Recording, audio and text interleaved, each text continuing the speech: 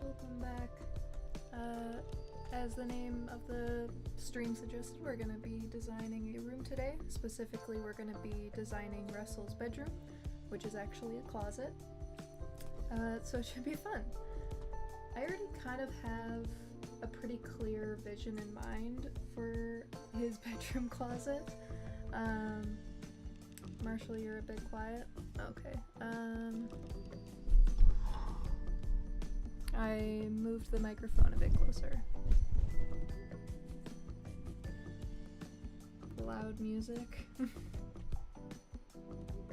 let's turn it down a little bit. Let me know if that is good. I always keep the exact same settings on every single week, so I don't know why the audio always gets messed up every single time. But that's fine. Anyways, hello everybody. So yeah, I already have a pretty clear vision in mind. So I think it'll go kind of quickly, unlike Griff's bedroom where I only have, you know, a vague idea. And thankfully this time I remembered to import the perspective brush that I made forever ago, because I'm really lazy and I don't like having to make perspective points every time I want to draw a room. Just gonna do this real quick.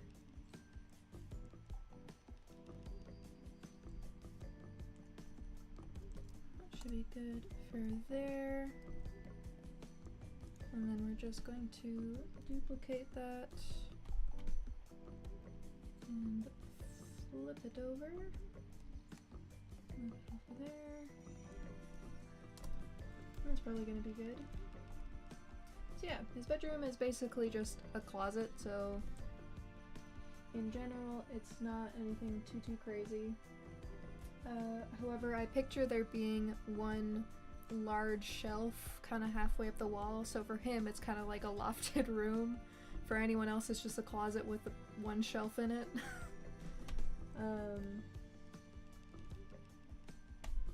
But it's gonna take a while because, as someone suggested in the comments, he is definitely a hoarder a little bit. So we're gonna have a lot of stuff to work with.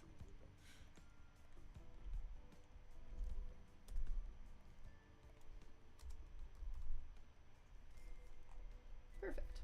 Okay.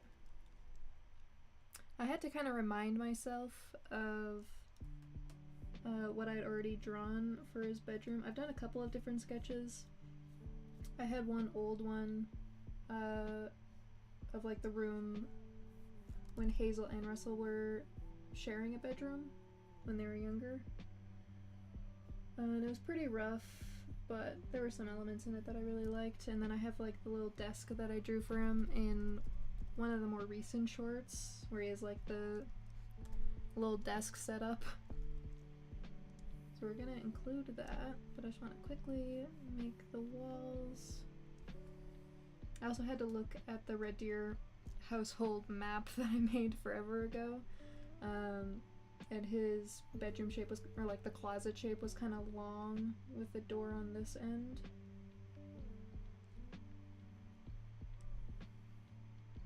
And the one shame about this bedroom is that he doesn't get a window.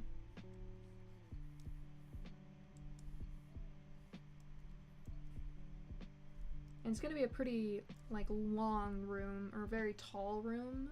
The house would have been built to accommodate for Herb, seeing that he's over 7 feet tall, or 7 feet tall plus antlers. So their house is really, you know, very tall. They have tall walls. So thankfully, he would have plenty of room for a little second story in his closet.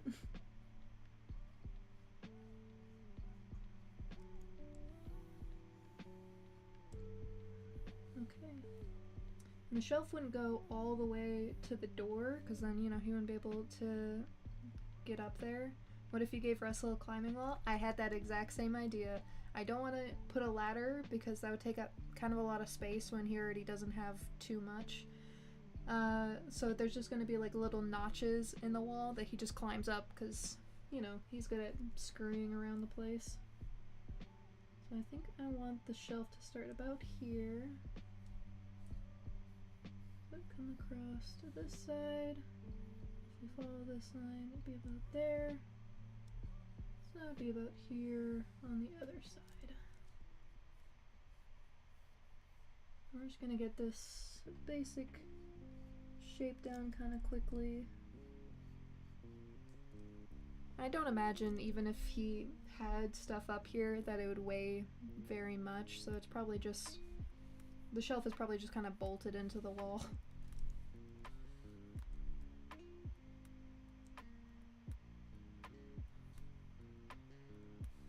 I am missing a lot of messages from you guys.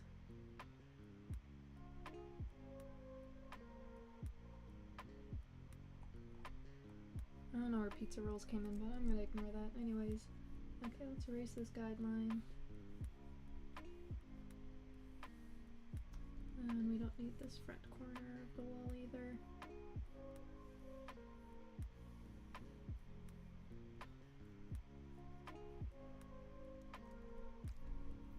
So it'd be about like this. The door would be here. I don't really want to draw that in either.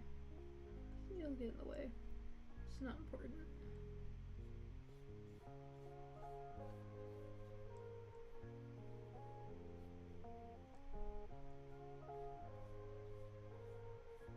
Yeah, anyone who's seen the layout sketch for their house would know that Herb's workshop is kind of over in this area. And I believe this wall is connected to like a greenhouse that's attached to the house. And then this area would also be Herb's workshop, and then out here would be the hallway. So Herb's workshop kind of wraps around it, and I imagine when the house was first built, this was a closet for his workshop, so there would have been a door leading in from this side. But once Russell asked for it to be turned into his bedroom, that they would have kind of covered that wall up, or covered the door up, gotten rid of it, put a door on the outside. Or it might have just been a linen closet, who knows. I should know, but I don't, and that's fine.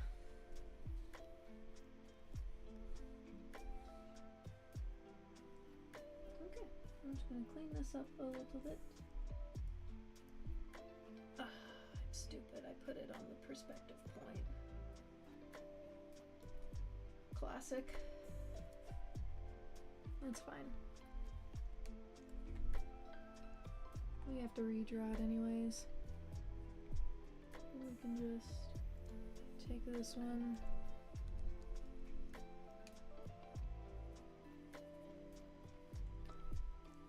Flip it. Which one was it?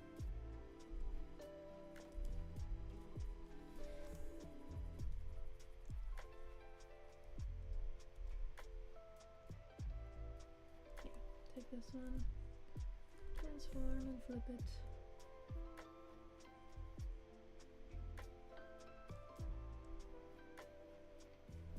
Oops.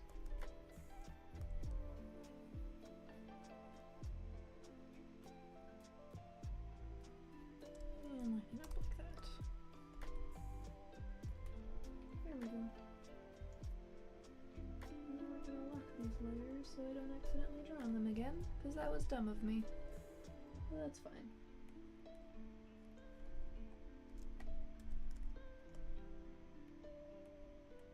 I'm gonna switch to the hard round brush so that I can just put these guidelines in pretty quickly and keep them straight.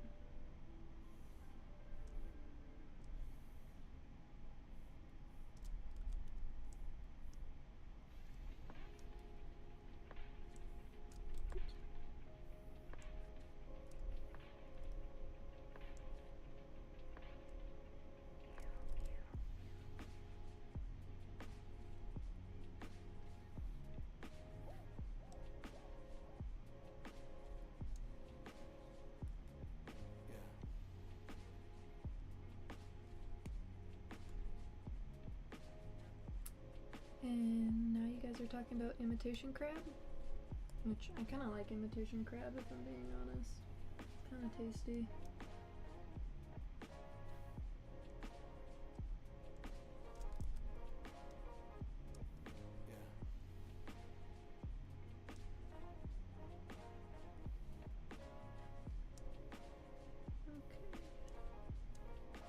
This one first.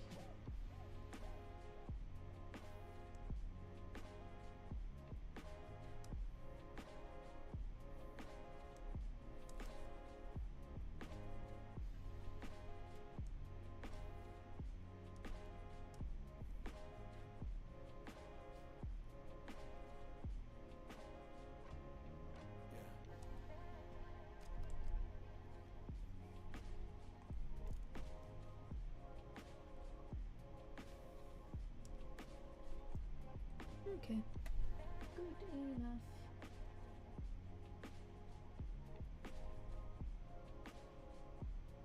Where's that line from? Whatever.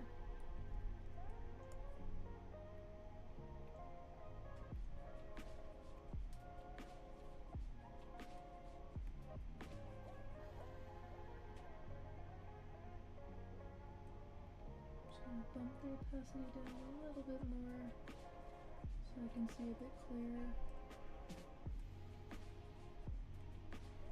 There we go. Now we can move on to the fun part, just sketching everything out.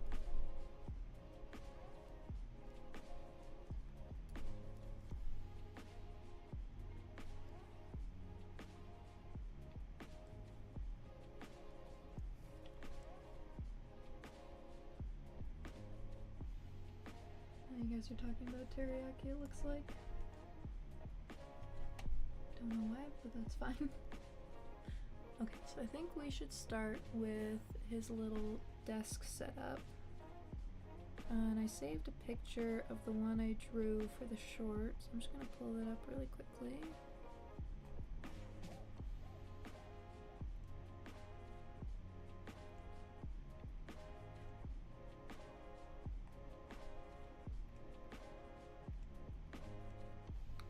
I can find it.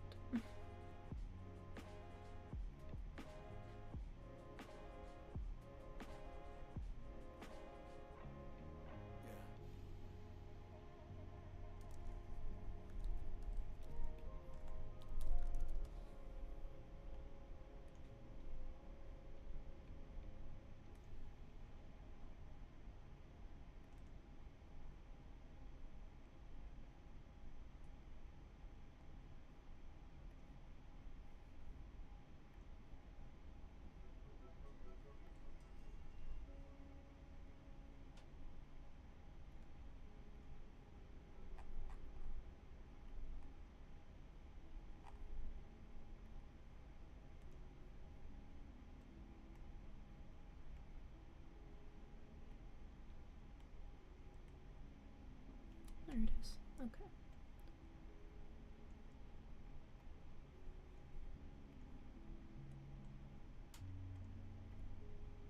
So I drew his little workstation in that one short. And I was gonna do like his whole bedroom for it, but the perspective kind of didn't work, because Herb would have been standing kind of in the doorway, looking down at like his desk and everything, which were gonna be kind of blocked off by this little loft shelf. So I ended up not doing that, and I hadn't fully designed his room yet, obviously, which is what we're doing today. So we're gonna be making some changes, but I like the main idea of it, of like he has a little kid's like school desk as his, because it's the only one he would fit at. So we're gonna put it in this corner.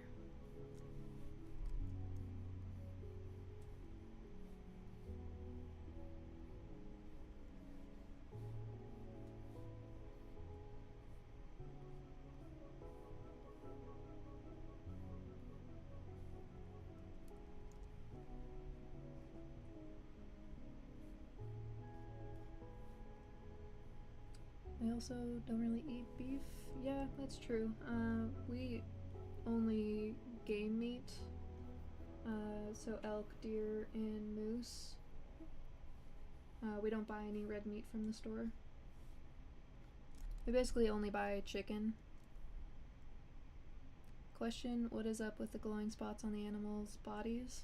That's a spoiler, so I can't tell you yet. I did this a little too big. Let's shrink this down a bit.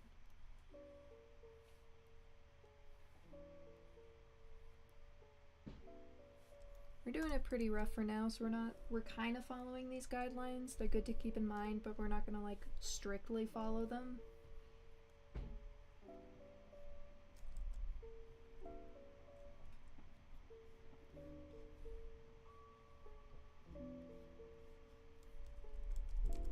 So this needs to be a bit taller because we want it tucked into the corner.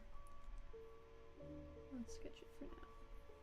The proper leg length, and then we'll move it around to fit it in the corner.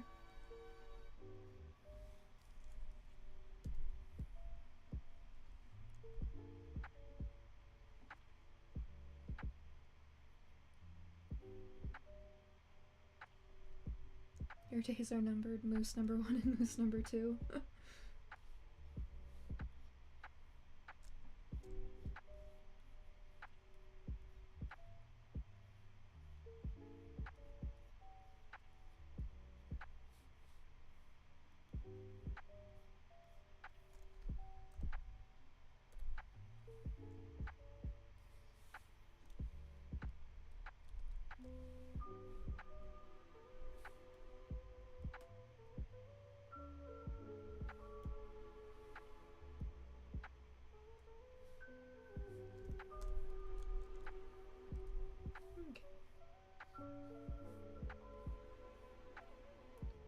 Start with the big furniture shapes first, and then go on to a different layer to start adding details, and there's probably going to be a lot of details since he is a little hoarder.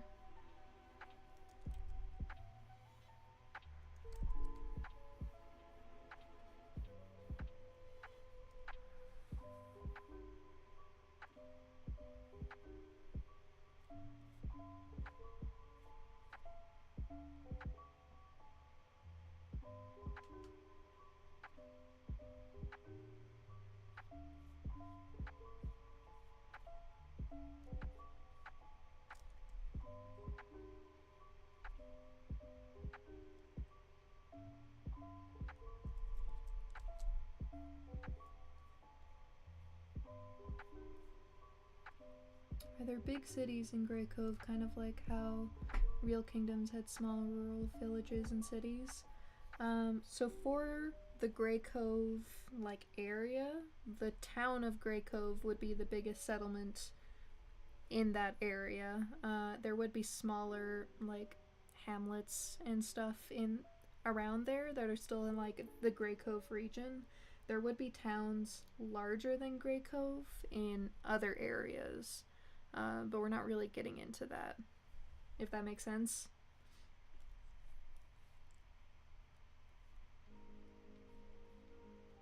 So like in a future series or something we might show that, but at the moment the focus is Graycove, so we're not going to be really seeing that much.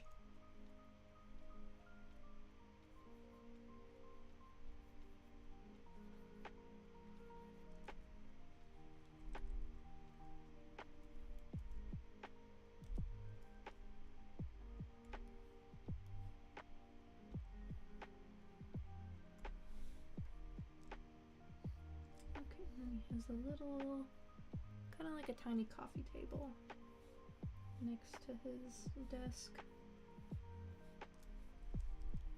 A little extra workstation.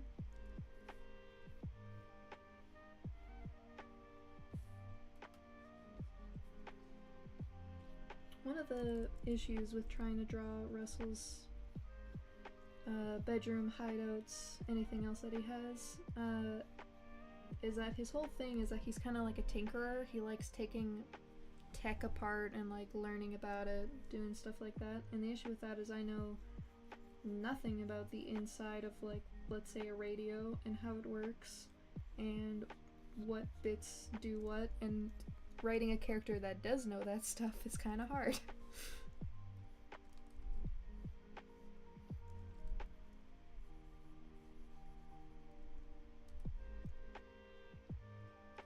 Just look to your left in the office. Looking to the left in the office makes me look at the closet. So I'm just looking at a fan, 2 fans, and an AC unit. I think you mean look to the right.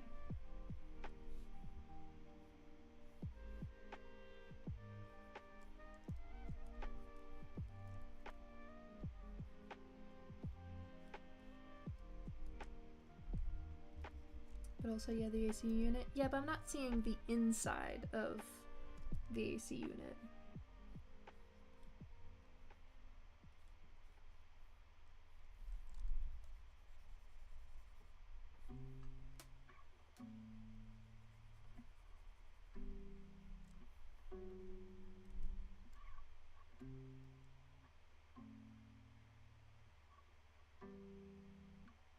You can just have it so he describes wires and stuff like this.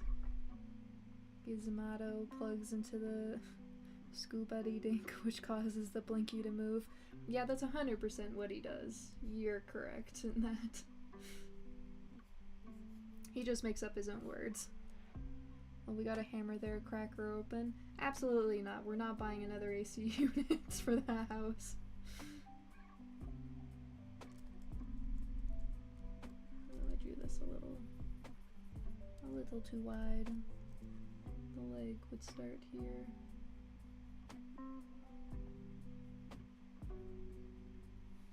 That's okay.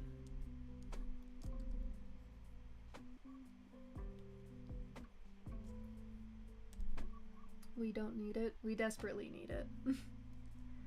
We have 2 because 1 isn't enough.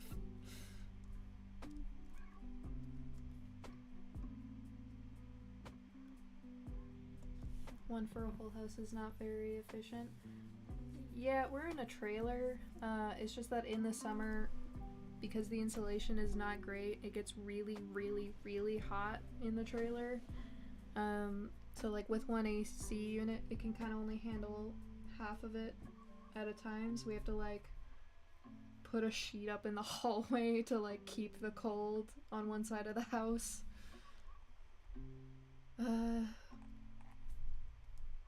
Which is very fun.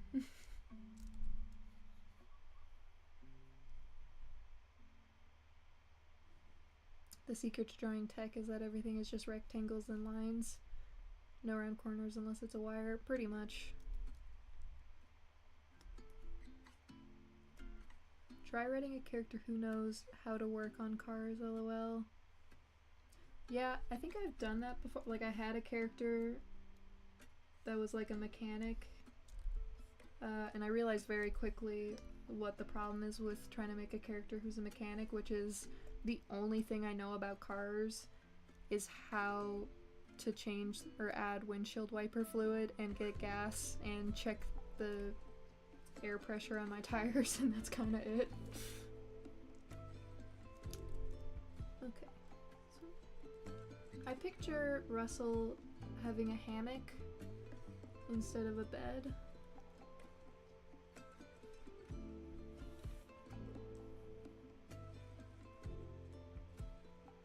Does Russell have ADHD?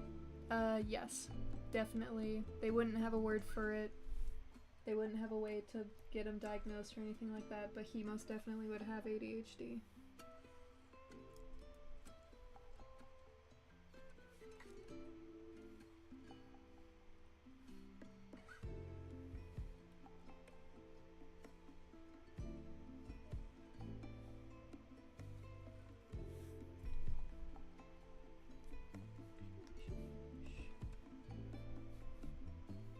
I forgot there's also a big box on this table.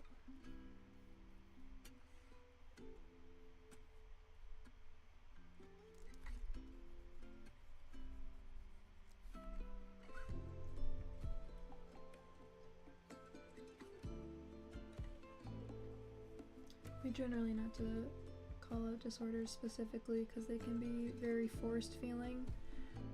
Yeah, that is true. We generally try to avoid that.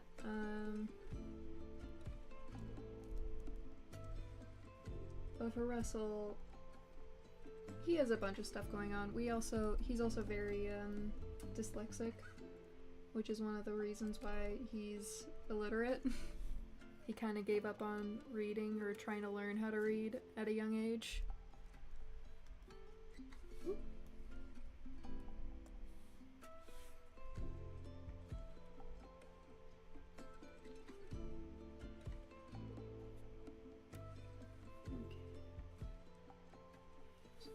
Be a hook on the wall somewhere like here-ish.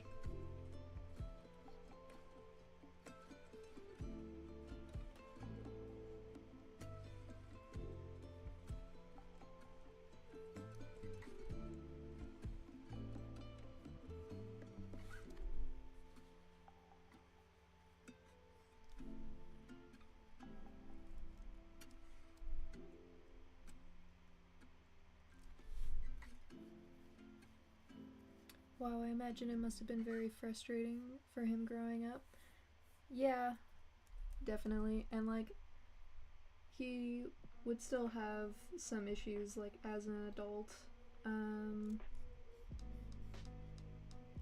dealing with the fact that he's illiterate in a mostly literate society.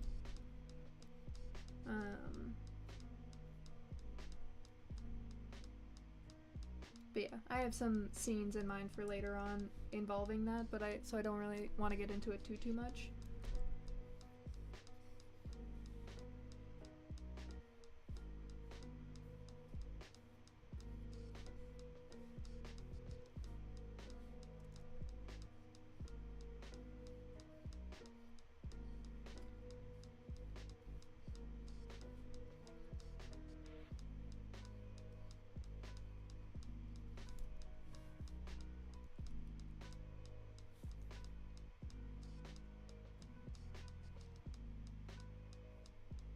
Sometimes people with conditions will relate to characters in our story, and that's great. We don't need to be like, look at this autism icon, you know? Yeah, exactly. And like, because Jasper has ADHD and I haven't been diagnosed but have signs of autism, we write those traits into the characters, I think, subconsciously sometimes as well.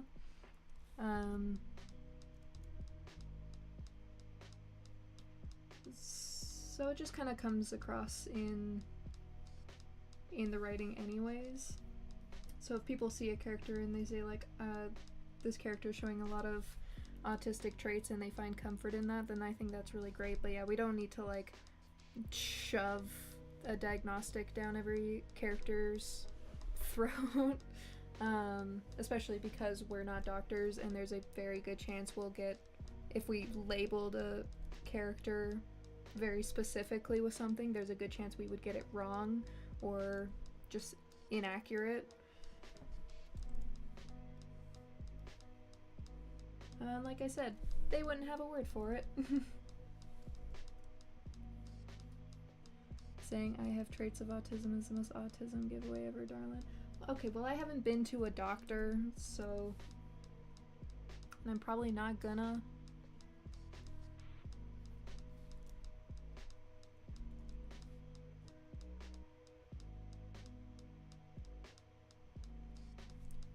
I'm a diagnosed autistic. Lots of people say they have autism but don't. Autism is a pretty hard thing to learn because it's different per person. It isn't universal like ADHD.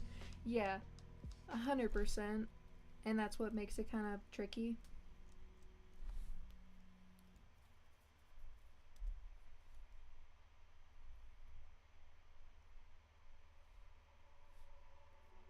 Okay, I think he would have like lots of very fluffy big like quilts on his hammock, which is kind of hard to show from this perspective.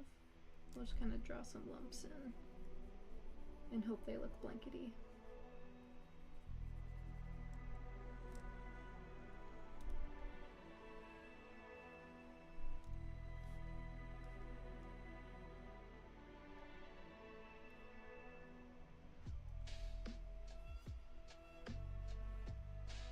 I'm not sure if I have autism or ADHD, because I could just be weird, which would be funny, not gonna lie. That's fair.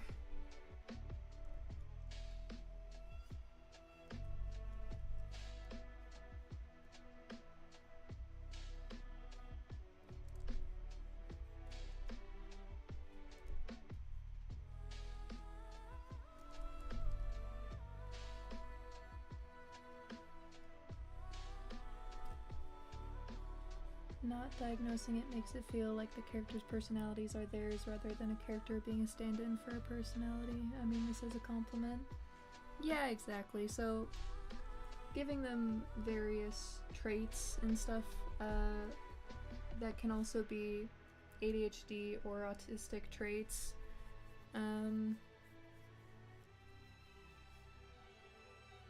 But not trying to like follow a strict like hitting every single autistic marker in the book, because generally that's not how it works. You know, seems to be a better way to go about it. And again, if people then see this character and they're like, oh, this is a trait that I also have, so I find this character to be very comforting in that way, then I think that's kind of better.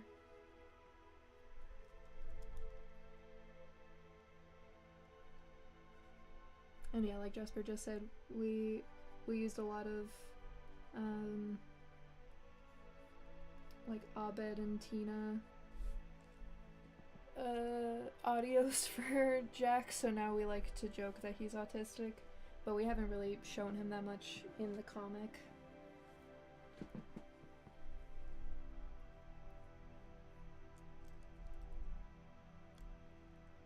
For Russell's GoFundMe to give him the help he needs. Thanks, Crispy, that's very kind of you. He will get that help. I don't know what kind of help it's gonna be, but he'll go look for it.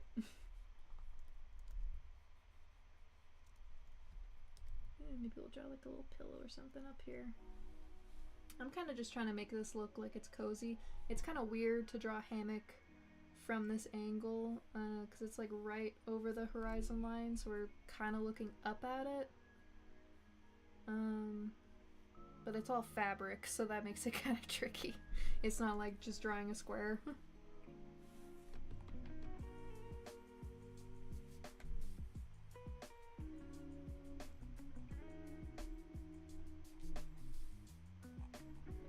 Okay, and I think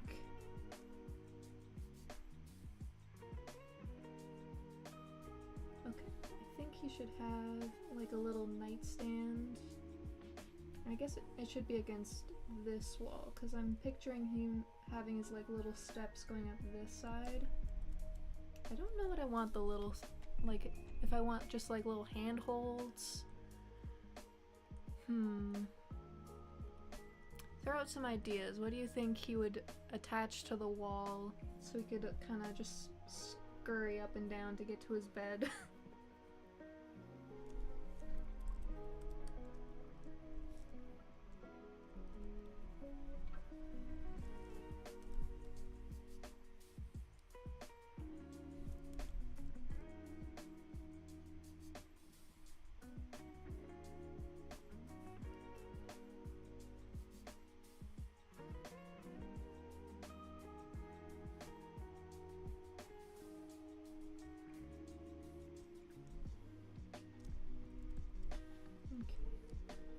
Move the hammock a little bit over, so it's kind of right against the wall.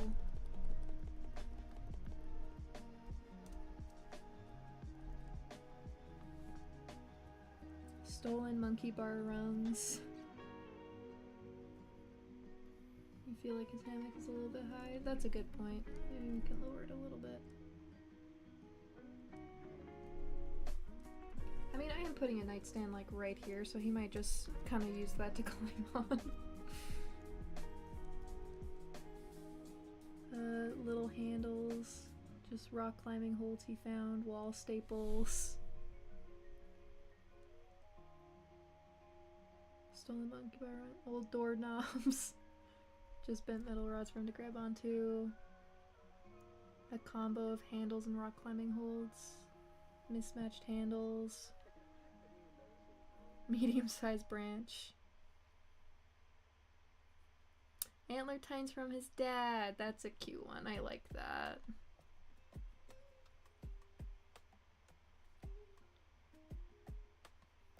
How would Beatrice get up there? Beatrice is not allowed in the house. I'm sure he has tried to sneak her into his room before. I don't think she would fit though. And she probably would knock over a lot of stuff. Beatrice is an outside emu.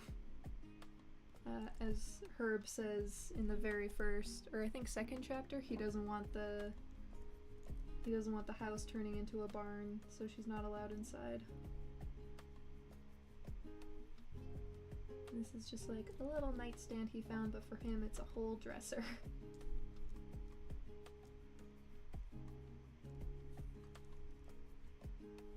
Give him a window. He wouldn't have a window, unfortunately. Like, closets usually don't have windows for one.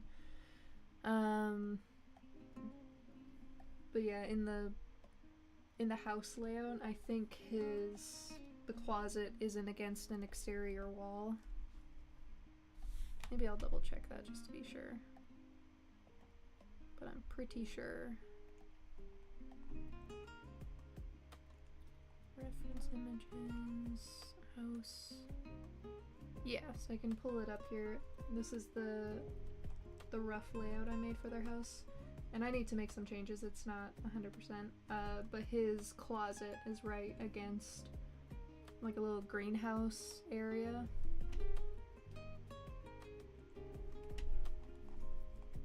That Herb uses for work. But I was thinking of just putting a drawing that he made of outside, like a window drawing that he made against the wall.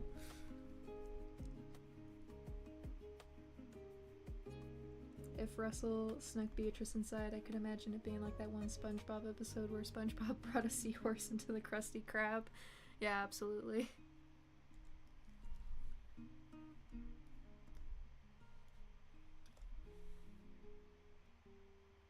Hazel's room is just giant, bro. Yeah, that's why I said I need to make some adjustments.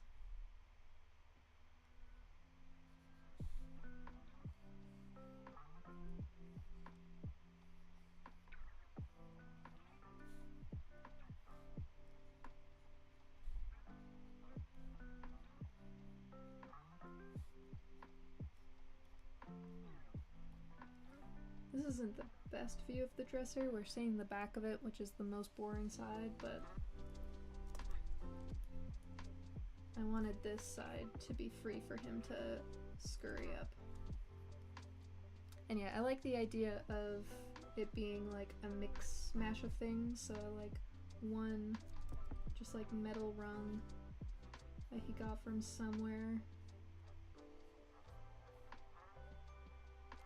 Actually, I think that would be a good bottom one, like the first step.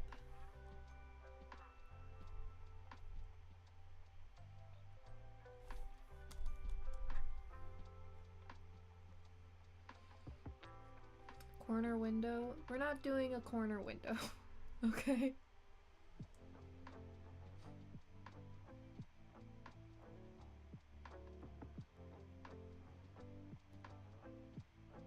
At the very least, have him have a window into the sunroom so that she can look at him. I don't think Herb would be cool with just putting a window in for just to look into a room he could go into.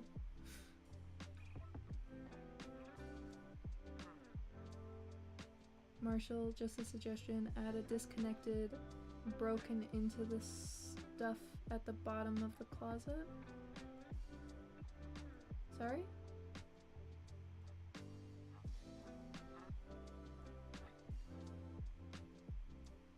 Hello, this is my obligatory comment so that everyone knows I was here. Okay, bye. Thanks, Luke. Nice seeing ya. Broken window.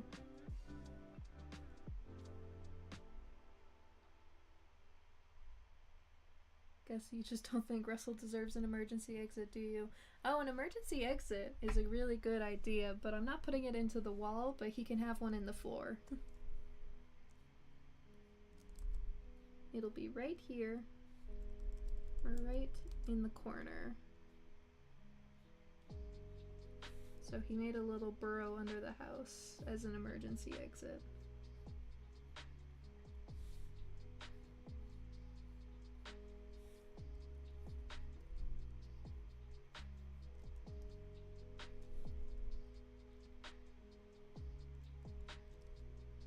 He's in the floorboards. Exactly.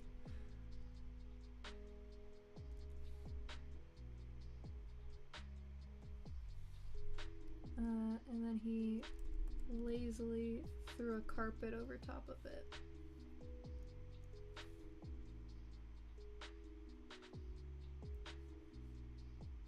And the carpet will go under the stuff, but he just flips it back if he wants to get into the little crawl space.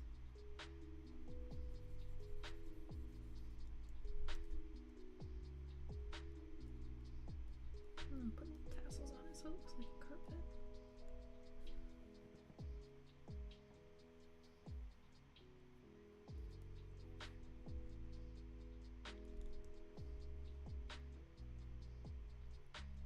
Question for Russell: what is the downside of being a fox? The fact that he's 2 feet tall and a bird could just snatch him while he's walking down the street. Because some eagles are strong enough to lift a deer. I like that you drew a handle just to erase it. Yeah, because I drew the whole trapdoor first, and then I was like, you put like a little carpet or something over it. Because it's supposed to be secret. 2 feet tall? Yeah, he's about 2 feet tall. I think his exact height when I made a height chart for them was 2'2". So 1 rung there. He'll have one of his dad's old antlers, which I'm so good at drawing off the top of my head. Maybe it'll be kind of diagonal.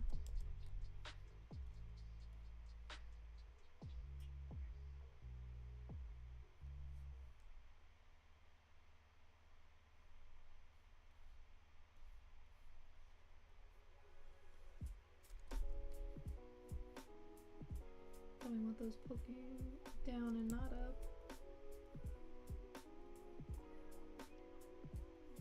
Something like this. It's just like attached to them. I have a spreadsheet of his antlers somewhere, so I'll find it later. I should make Russell take double damage from bird enemies. Noted. I mean, if you want him to be like a character that can fight, it could be him and Beatrice. It's like a Pokemon situation, so she fights for him.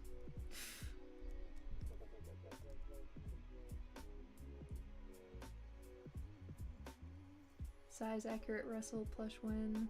Keep your eyes out, birds. Ooh, are you gonna make me a Russell plush? Because I've been bugging you for one for a while.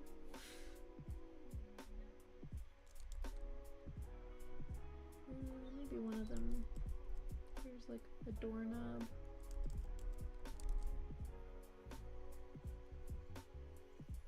I don't like that. We'll do the handle doorknobs. Which would not be good, because the second you step on it, it would... I mean, maybe he put it so this is like the extent that it can turn, so it turns upwards. I don't know. That's good for now.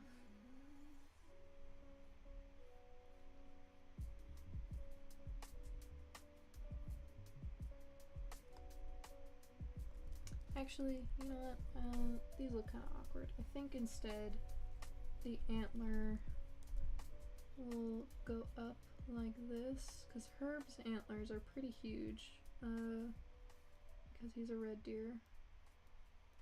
So maybe he kind of just goes up like that and steps on these.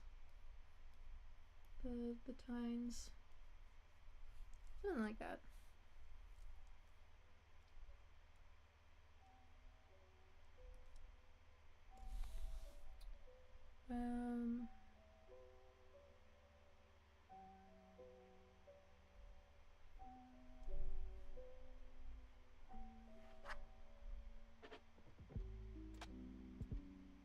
According, where's the question? What is up with the same blue necklace for the female character? I'm guessing you mean Hazel. Is it for lore relevant?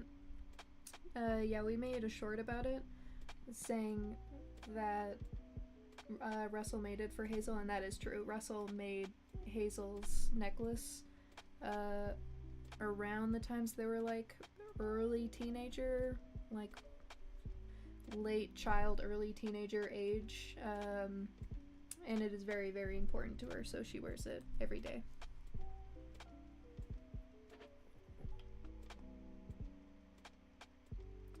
Marshall repeated message. Oh, sorry. Foxes like to dig into the ground to make themselves comfortable. I think it'd be cute reference to that if Russell's pillows were a little torn. That is kind of cute. Maybe they're roughed up a little bit. Some like loose strings on them. His pillows has some stuffing coming out of it.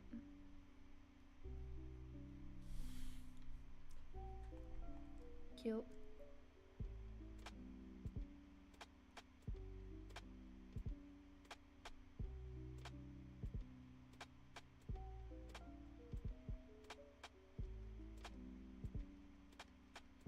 Marshall, you know, I considered that for B, but I thought it would be cooler if Russell used his skills to fight.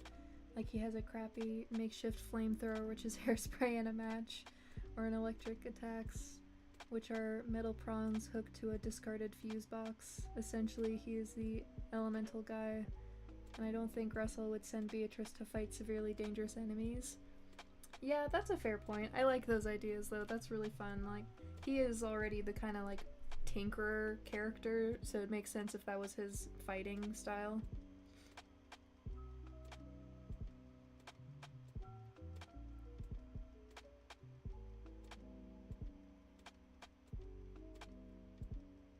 Maybe she's his ultimate attack, where she comes in like a cavalry attack before fleeing. That's fun. But yeah, the beads have special significance for the person wearing them. So yeah, you can see them on, like, Griff's mom wears beads, Daisy had beads, Hazel has beads, the matriarch has beads, the mammoth has some on his tusks, so, like, there are a lot of characters wearing beads. And they're usually carved from wood and then painted. So at some point I would like to try and make Hazel's beads, because I think that'd be kind of fun. But that is a big project for another day.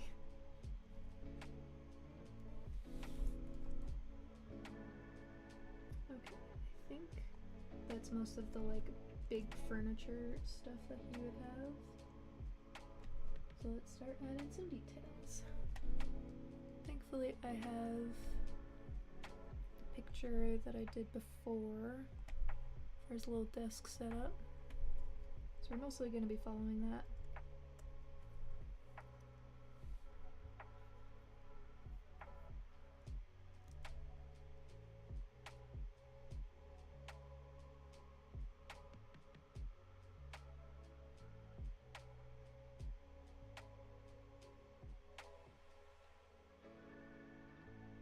I already have a Graycove wood project. Dang, I don't need another. What's your wood project for Graycove? If you're cool with sharing it, I would like to see. You could post it in the community or something.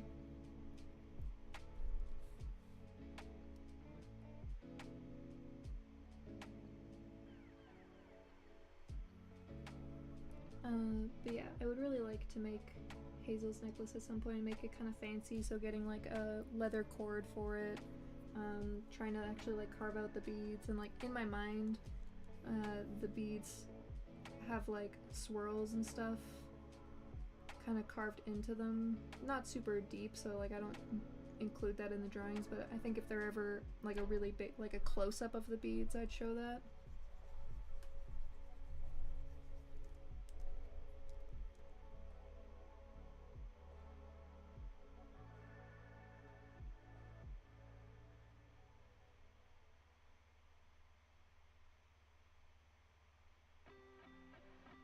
Something something matriarch and siblings, and that's all you get for now because I need to find a supplier. Okay, fair enough. So, yeah, supplier for what?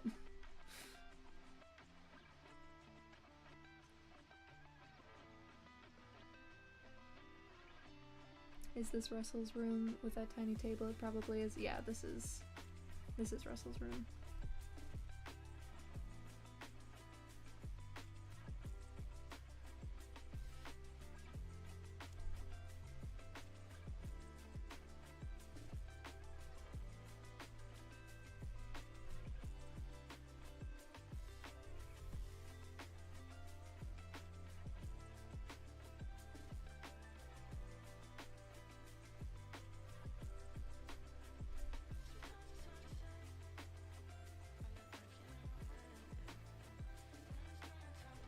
Sorry, but do you plan to put some Fennec character to your story in future? Maybe. Could happen, we'll see.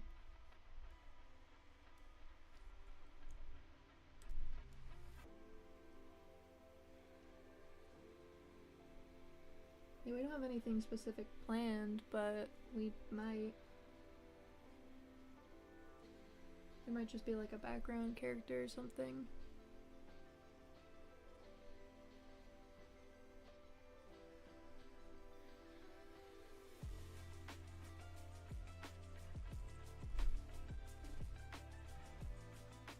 Are snakes conscious in Graycove? Yes. Reptiles are sentient in Graycove.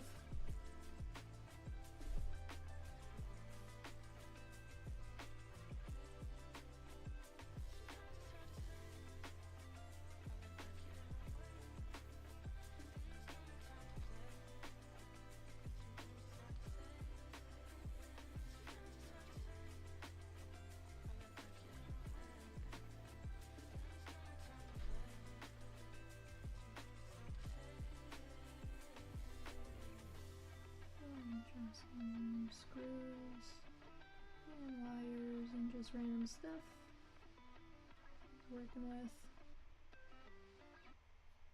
Little bits of plastic and stuff.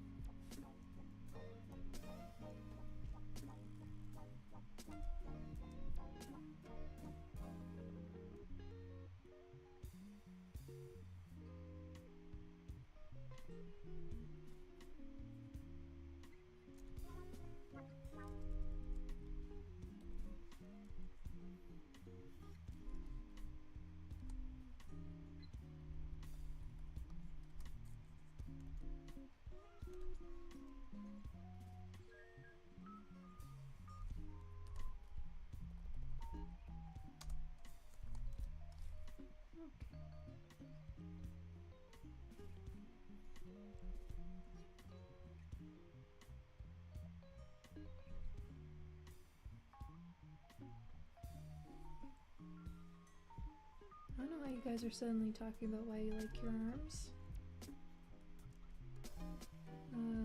But yeah, they're generally cool to have.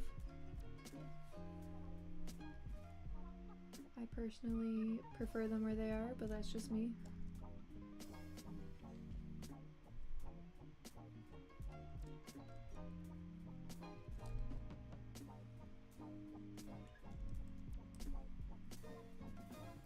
Because Cherry doesn't have one. Oh, you guys are talking about Cherry.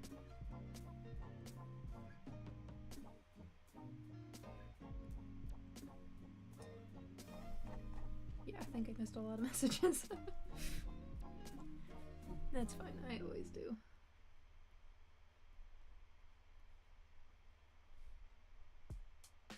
We were talking about snakes actually. Ah, okay.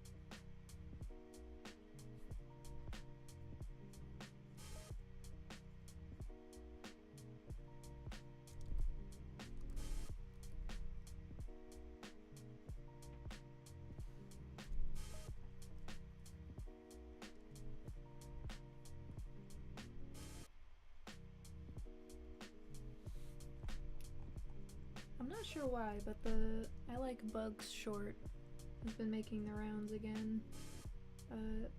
It's suddenly getting a bunch of views, which is pushing the subscriber count up, so we're getting really close to hitting 200,000. We're still not 100% sure what we want to do for the 200k stream. So if you have any ideas, feel free to throw it out there.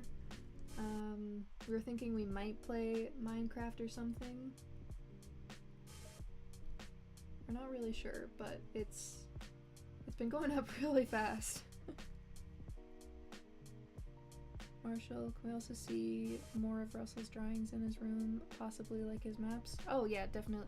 I'm planning on covering his walls in stuff he put up.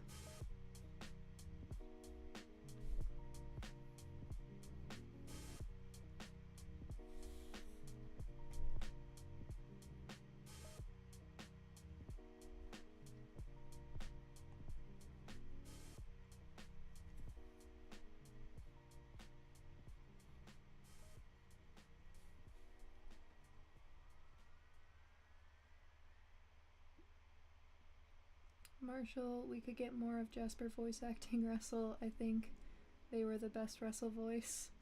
Well, that's very kind of you. I am making a 200k video right now. It doesn't involve any voice acting in it. I've been working on it for a really, really long time. And I thought I had more time to wrap it up, so I've been kind of trying to just finish up the last parts. But yeah, if you like Jasper's voice acting, he's in a couple of the Red Pants production shorts, so you could go check those out. He's gonna be in the next one that I'm working on right now. I'm not sure when it's gonna be finished, but I've been working on it for a couple hours every day. I need to Google something real quick.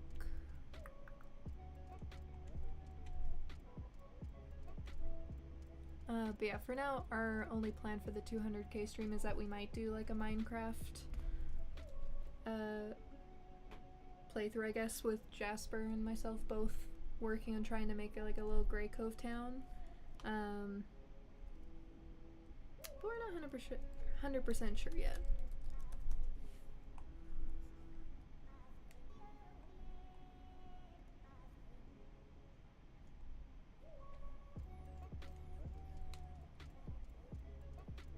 Hi, so I'm a bit late for a stream in a while. Well, thank you for joining us.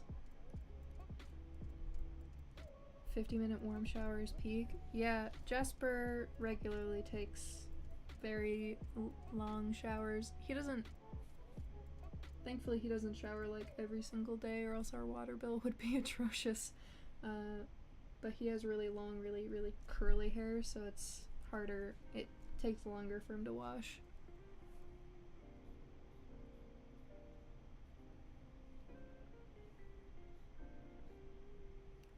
Okay, I'm telling you guys right now that this is supposed to be a motherboard or something. And this is not something I usually draw, so I'm doing my best to get that across.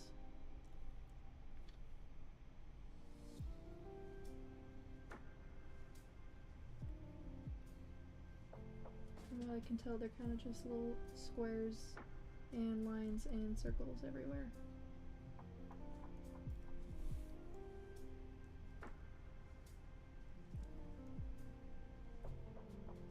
Yeah, daily showers are bad for your skin and your hair.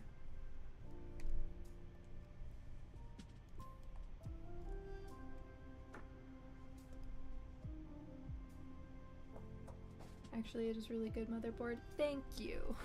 I'm doing my best.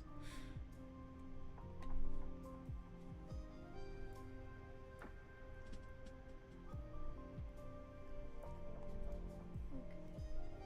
Maybe he'll have like a little spool of wire or something.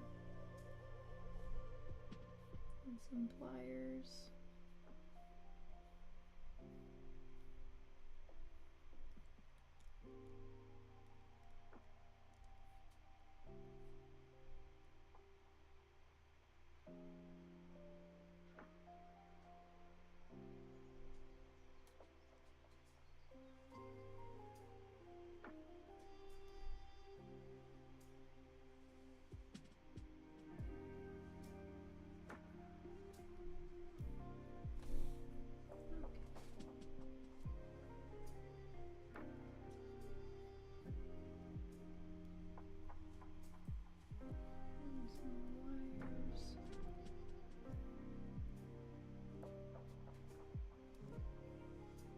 Yeah, I ripped the motherboard out of my laptop right now to check, and yep, that's certainly an accurate motherboard, Marshall.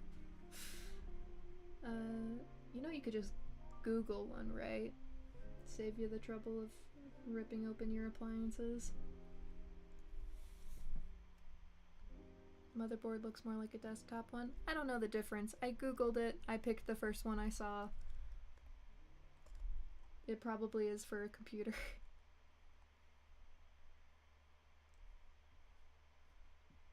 Didn't want to, Marshall? Fair enough. Can't argue with that logic. Let's give him a little toolbox underneath this. He would probably have a bunch of tools.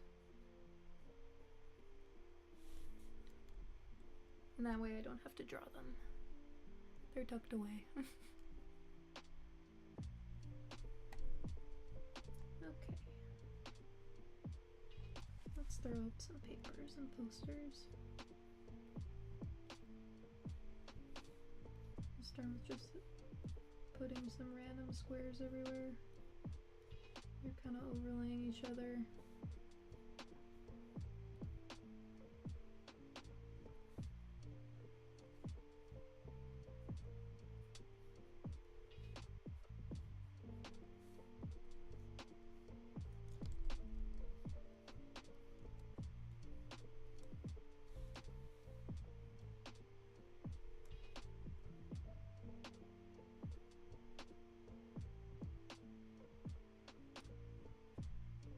Thanks for joining us, Beluga.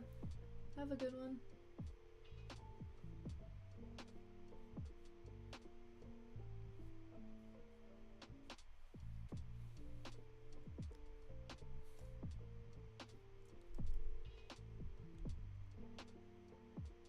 What's something he could hang on the wall right here?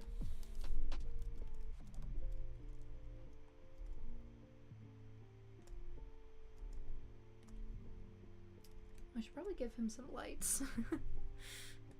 That would probably be handy. Oh, and I had another idea for him. Was to have one of those little plastic terrariums that he keeps bugs in.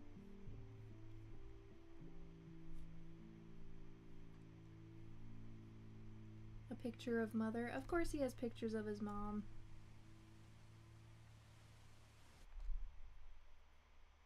I would pay Marshall $48,000 to draw a comic of Russell eating Takis. Bet. I'll do that. Email me. For $48,000. I'll draw you whatever you want.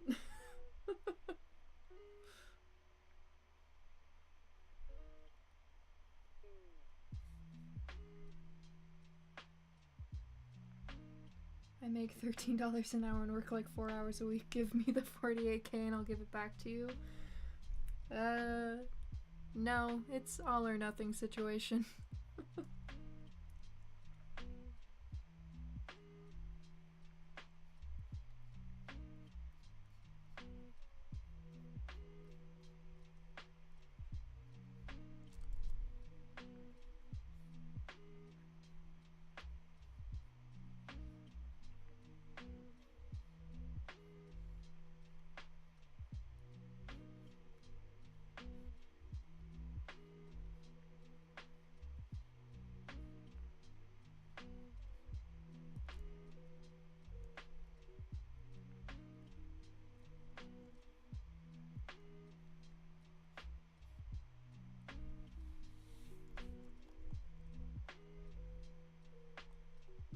Little bug tank.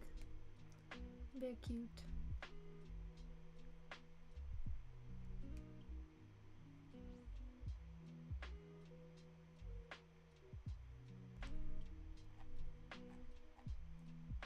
Right, I should probably give him a light.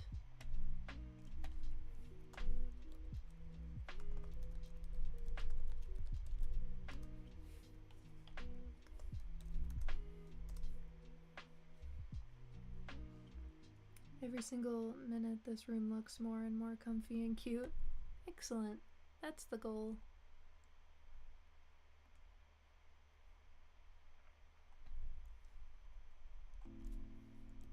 Okay, so we'll give him...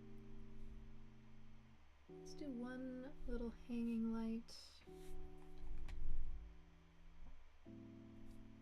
It probably... Okay, logically he'd need a light about here, but I don't want to put it there because then it's covering all that drawing we just did. So maybe I'll hang it from right here and I'll just cover some of the papers.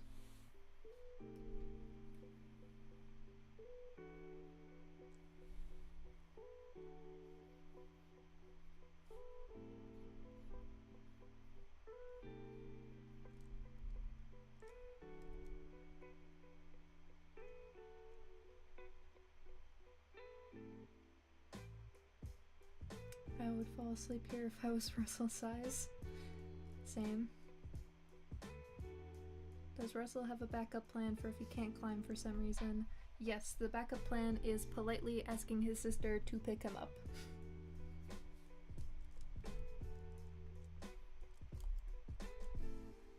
You know, I was about to draw a lantern because I was thinking of them not having you know, electronics or power, but obviously Russell is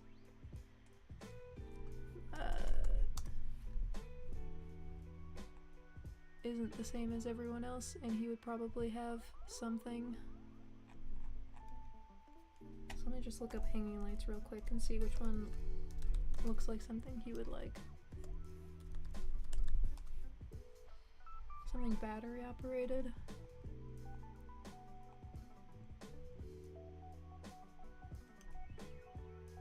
Ooh, I like this idea. Okay.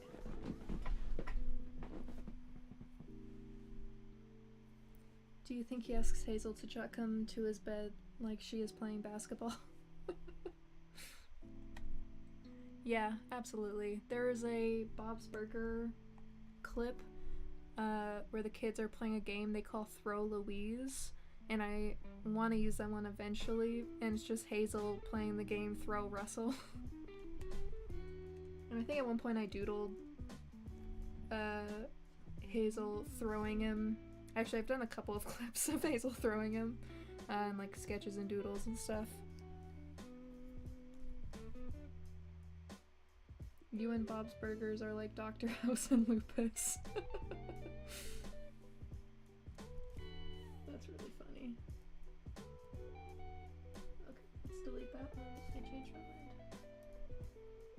Instead, he is gonna have a car battery.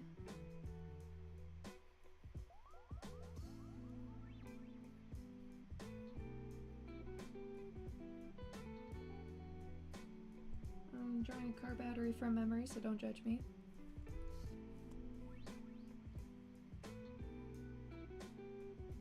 Attached to a bunch of hanging lights and cords, and there's probably some converter attached to this because I don't think you could just directly attach it to this, but don't come at me right now. I'll figure it out later.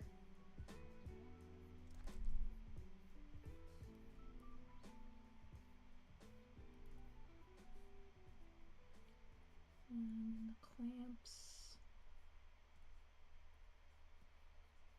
Pretend this looks good. This is just the rough sketch. Buttons.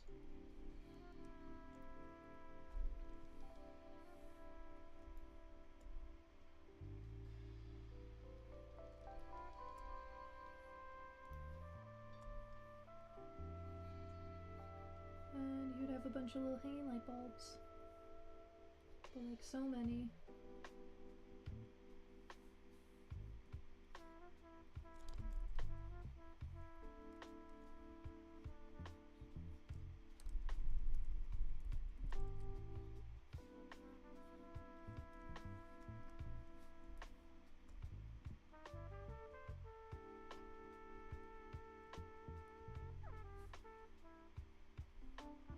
I did a sketch of Russell being kicked and flying away.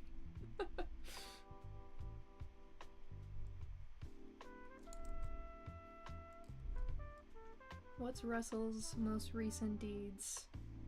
If you mean in the comic, his most recent deed is looking for his sister. Yeah, standing in the town.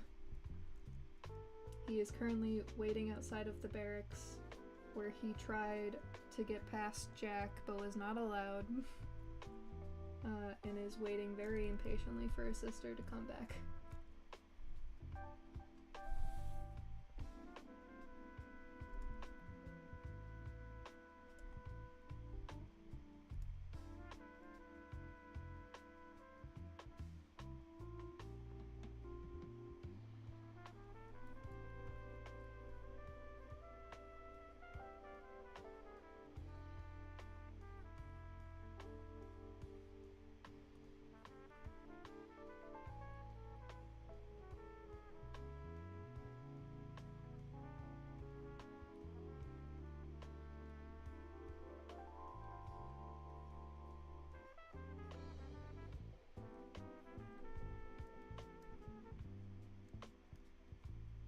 Give him blue hornworms?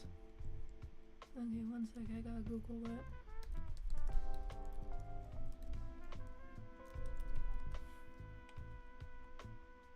Oh, those are actually kind of pretty.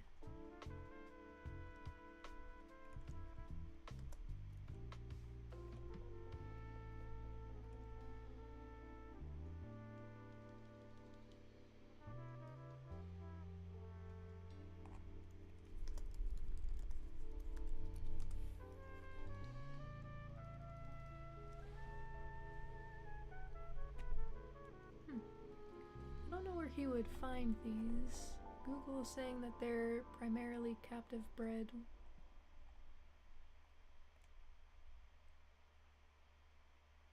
Central America, or no, common throughout North America. Oh, whatever.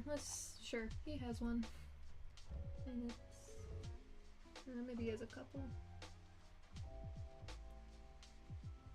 Pretend that those blobs are that.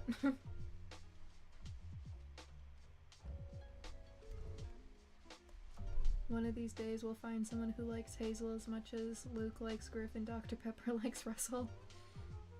Yeah, you guys don't really like Hazel so far. And I'm sure you'll like her more as the story goes on, but y'all are judgy. I'm a huge fan of Hazel. I don't express it as much because I'm shy. Okay, that's wonderful to hear, Crispy. Thank you very much. That's lovely to hear.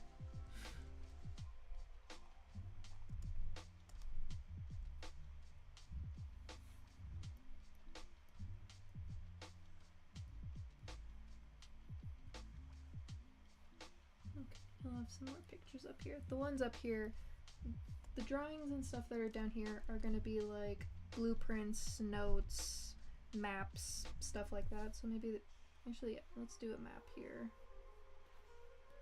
This big one will be a map. But the ones up here by his bed are gonna be like one of his mom and like Hazel and Herb and like more sentimental stuff. Some drawings he did.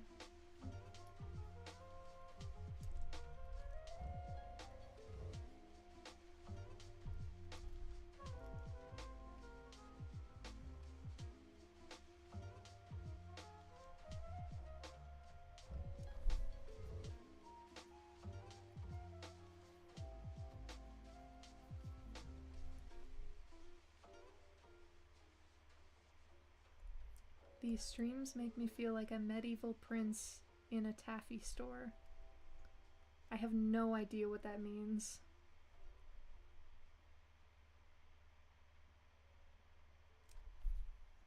Speaking of Hazel, I have photos of her in chapter 1 because she was drawn so cute there.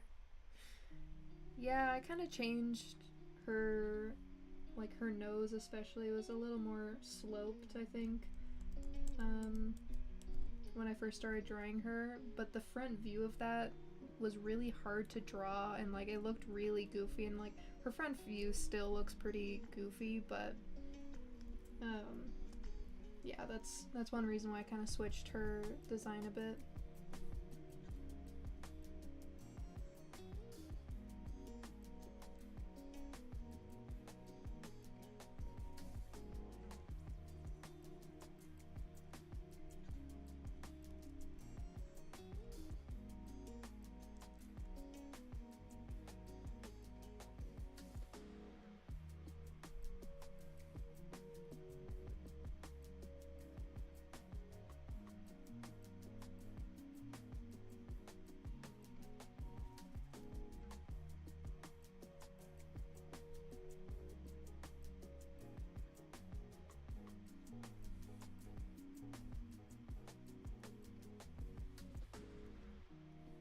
Let's give him one big drawing.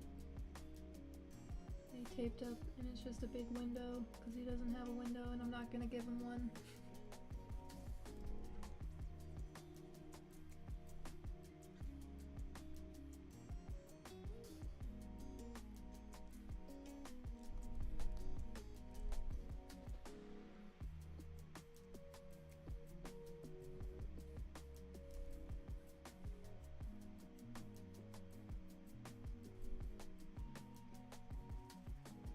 And I drew a little Beatrice in the corner.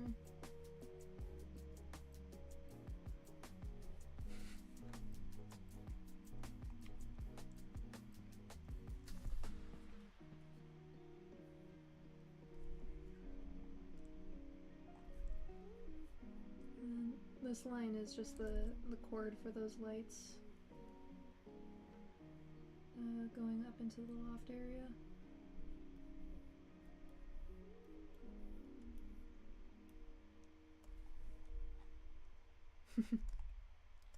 I think this is a solid start. What do you think we should put in like this area? Because we have a big blank space here. I'm not too sure what would be good.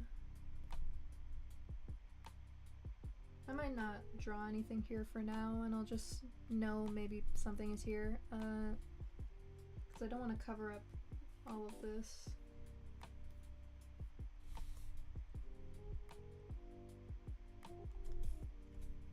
Maybe he has some pillows down here in case he falls off the hammock in the middle of the night.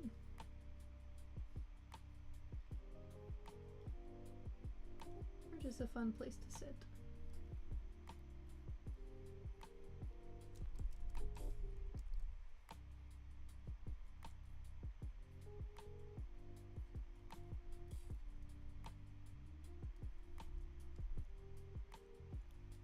Trash bin with paper. Oh, that's a good idea. He needs a trash bin. I can live down here.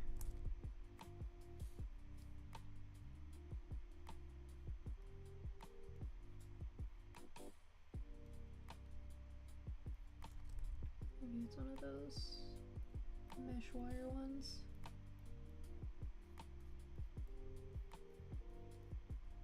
And it's just filled with paper scrap.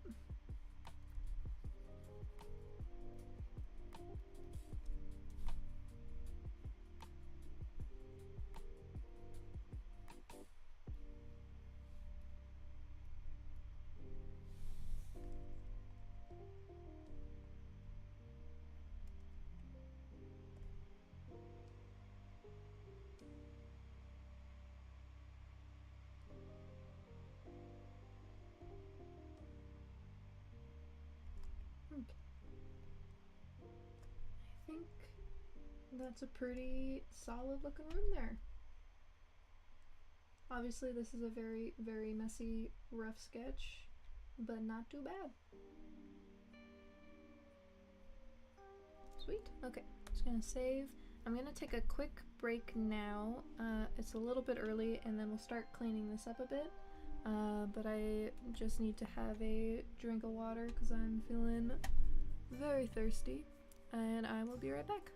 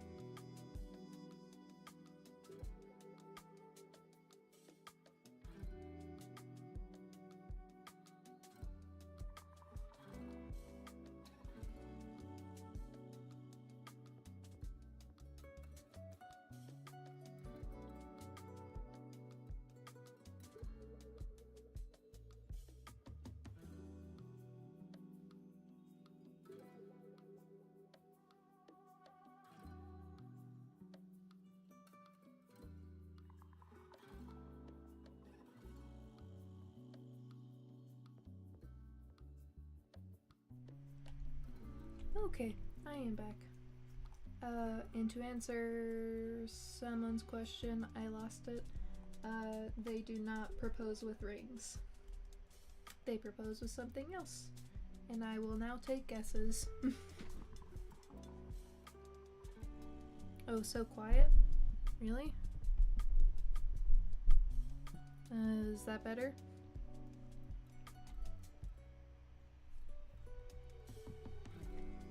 Yeah? Okay, that's good. All I did was slightly press on the wire, and apparently it fixed it. Did they throw apples at each other? No. That is funny, though. I don't think that's a good way I'd want... I don't think that's a way I'd want to be proposed to. Having stuff thrown at me usually has the opposite reaction.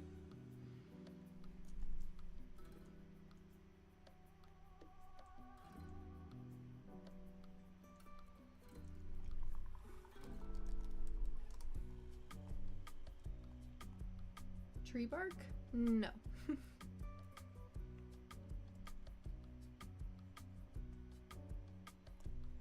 Okay, let's start up here. Let's start with this little bug terrarium. Because it's cute and I like it.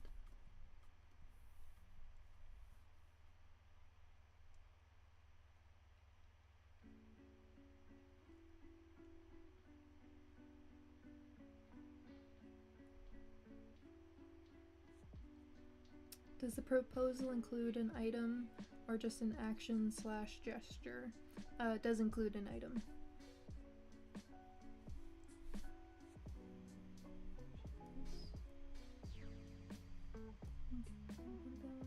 Way down.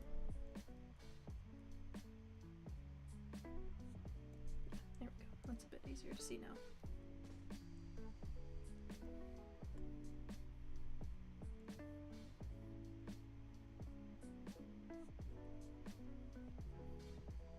Just like how I proposed to Marshall at knife point. Actually, it was a sword. Sword point. Big knife.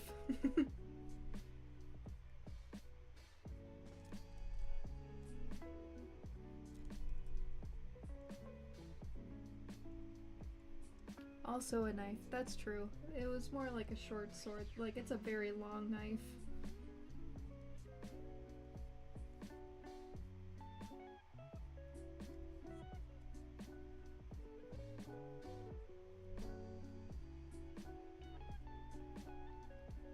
What type of sword? The one is a traditional Scottish claymore, and the other one is a dirk.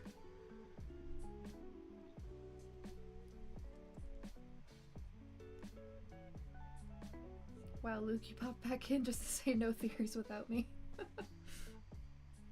That's funny.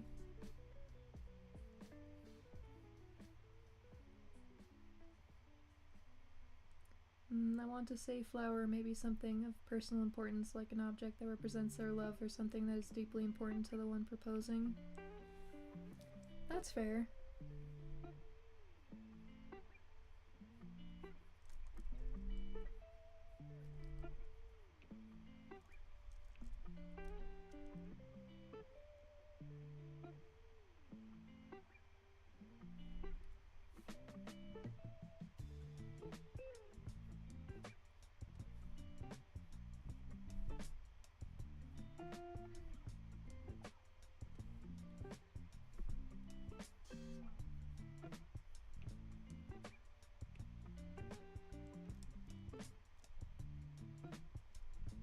How do characters in Graycove propose? Oh, they fight to the death.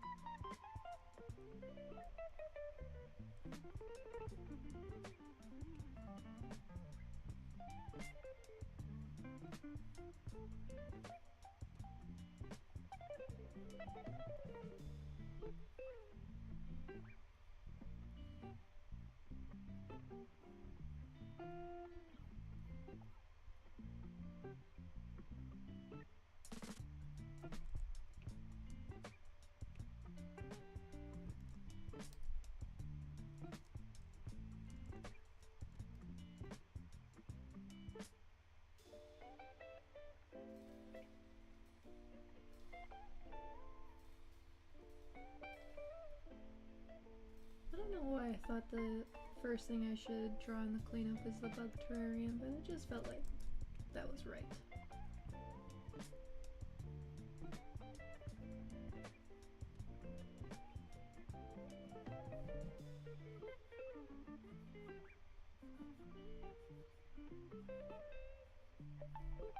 And since this is one of the little plastic ones that he probably just found somewhere, I'm gonna add like a little crack in it.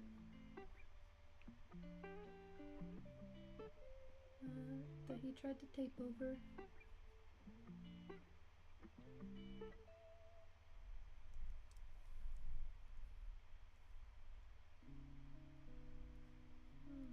Rock. Oh, maybe some moss in there.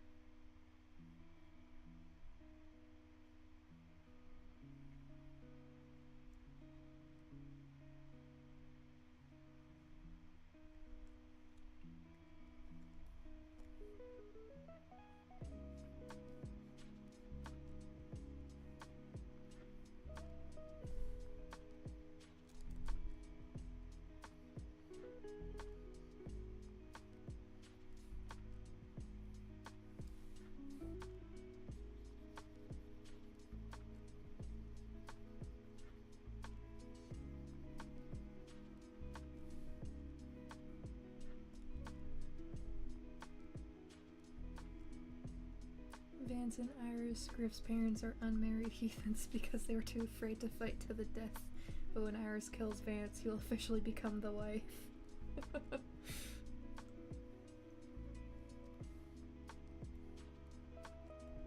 Marshall Jesper spoiling season 2. That's funny.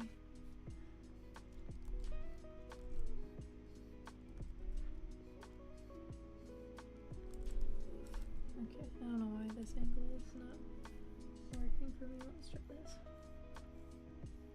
There we go, that's better. There we go.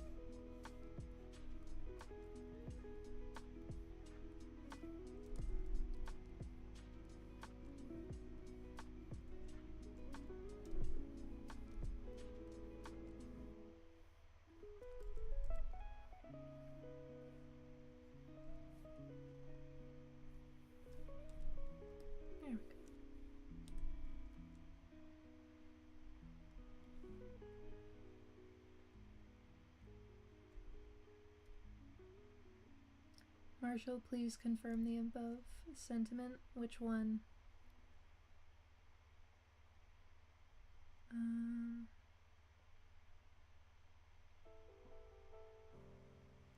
Highlight the one that you mean.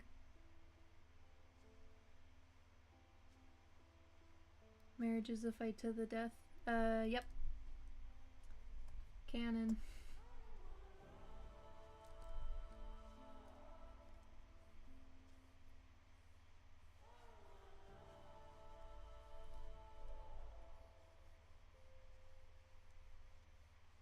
Super duper canon. Everyone that you see in the comic who is married and alive, they're just wimps.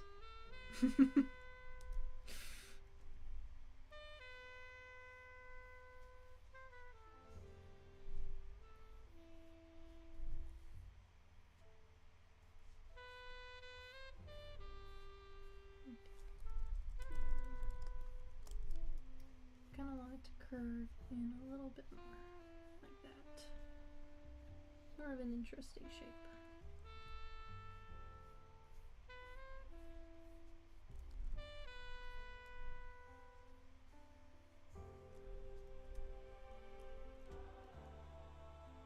Oh, so that's why we don't see the fathers to matriarch's children?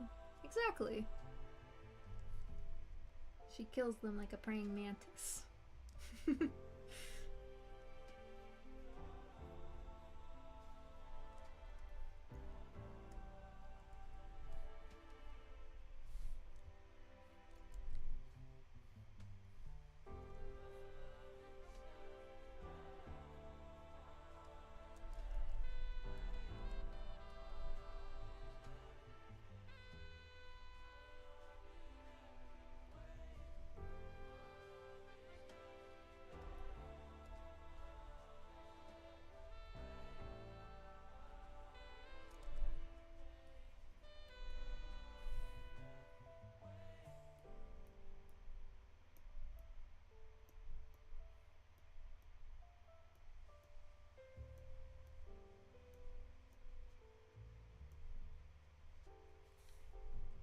What is this dot on? Oh, there we go. Jeez, it wasn't erasing for some reason.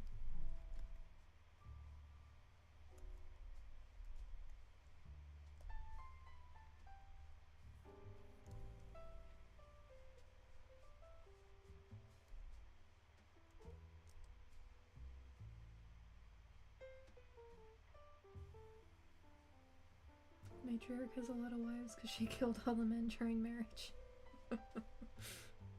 Whoever did more damage becomes the husband if they both die at the same time.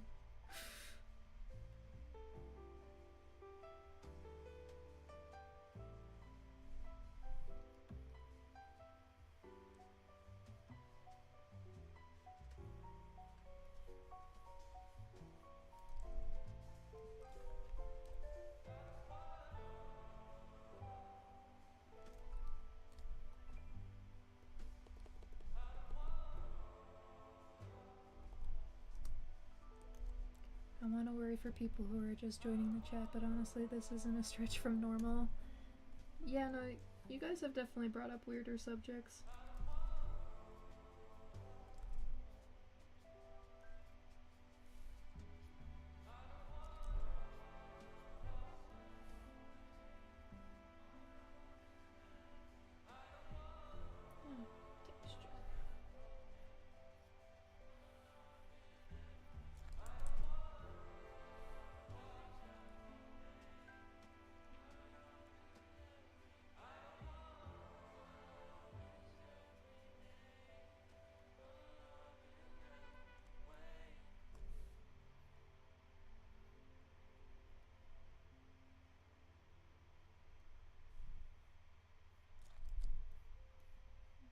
I kind of want to give him a carpet up here.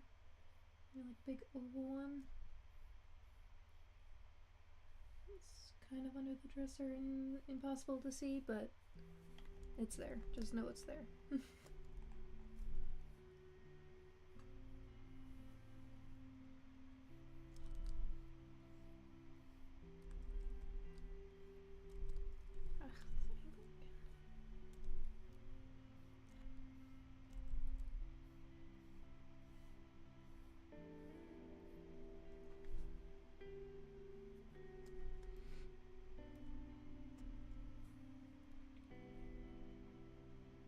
Lesbians just propose with rings like normal.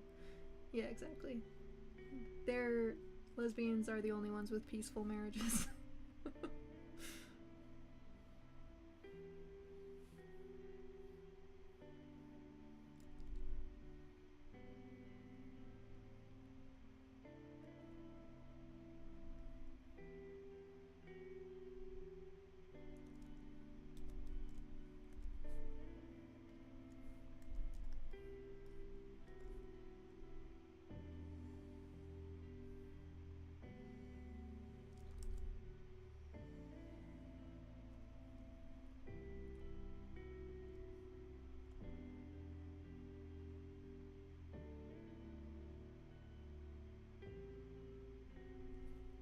Oh, by the way, Marsh, if the femme hyenas usually handle more combat-heavy roles, what do the males do? I thought stuff like normal labor, taking care of pups, or maybe providing medical attention. Yeah, pretty much. We didn't really show it. Like, Ruskin is a male. We didn't really... Oh, and the one puppy that we see the matriarch interact with, they generally don't have like soldier type roles, so they're more of the like take care of the homes, like take care of gardening and, you know, everything else besides being a foot soldier pretty much. And that's not to say every single female hyena in the clan would have to be in a like fighting heavy role. It's just generally they're encouraged more towards it.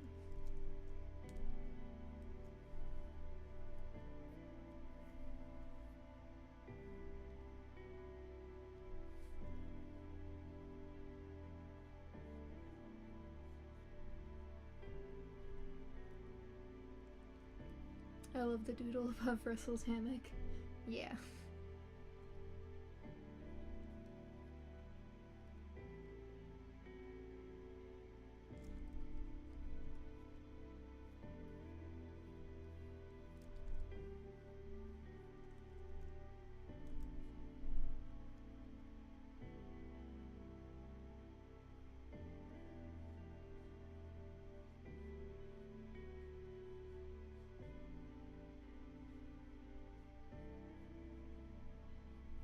But yeah, for the hyenas,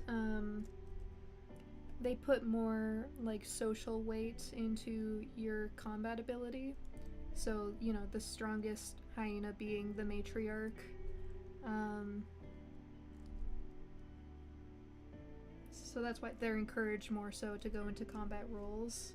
And because the females are larger and stronger, you know, they're the ruling gender.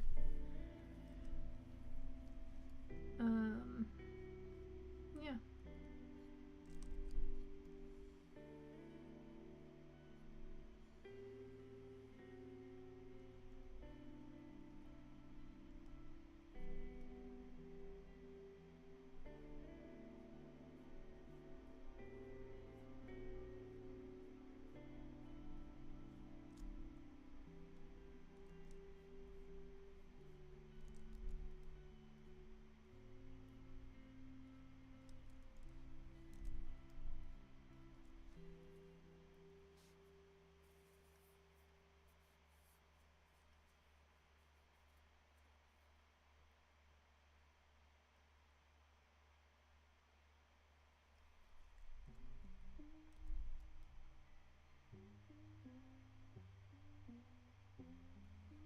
He's a weak little sniffler.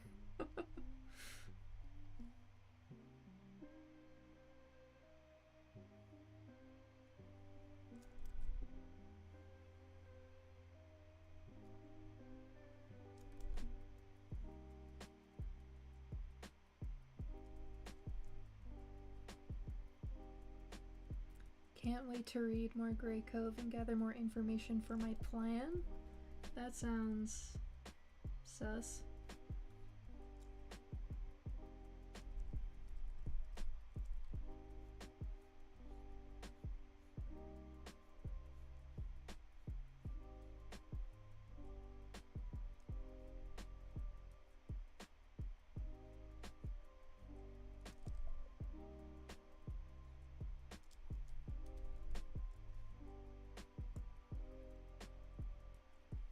Good news, next chapter has lots of Russell, I think. Yeah, the next chapter, I don't think we're gonna see Griff at all. It's mostly gonna be focused around Hazel and Russell.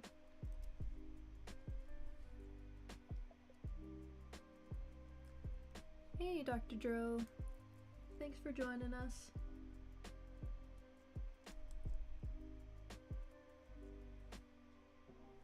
We are currently working on creating Russell's bedroom, and I think it's going pretty good. This is the rough. I'm just cleaning it up right now.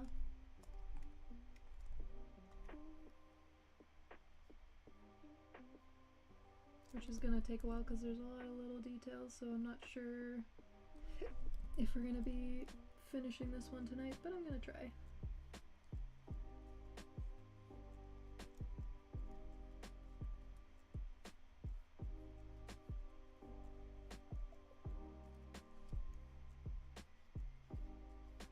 Probably just attached to the wall with like a hook or something. I don't know.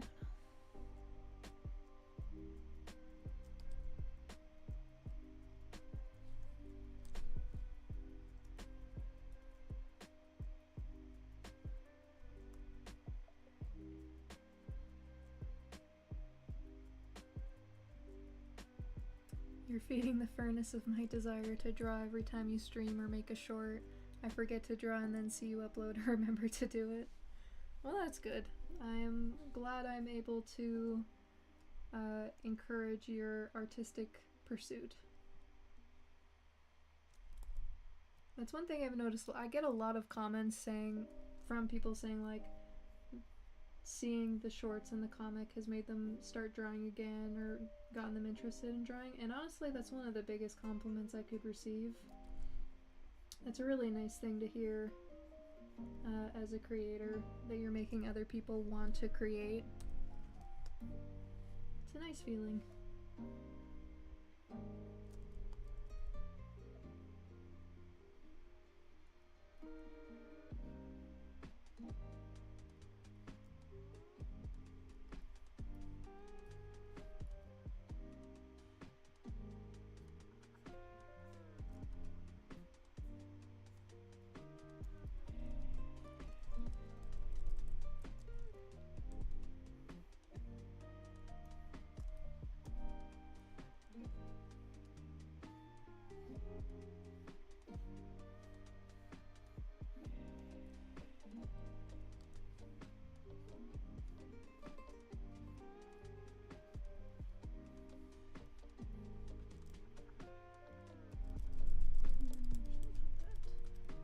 the main hammock cloth will be flatter and attached with straps or something.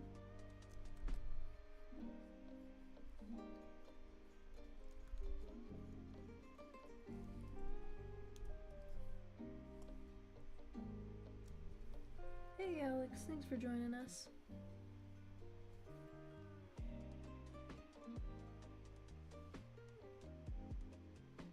Uh-oh, Luke will not like the sound of that marsh. Yeah, Luke's not gonna like the next chapter very much because Griff's not really in it. But Griff is gonna get his own shorter chapter, but still his own chapter. So we'll see more of him. And we'll probably see his room interior in that one. And I'm sure that'll make Luke very happy.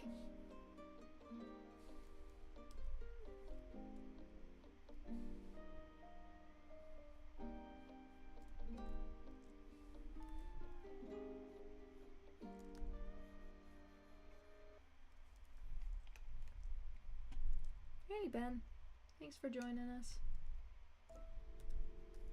We're currently making a bedroom. And I think it's going pretty solid.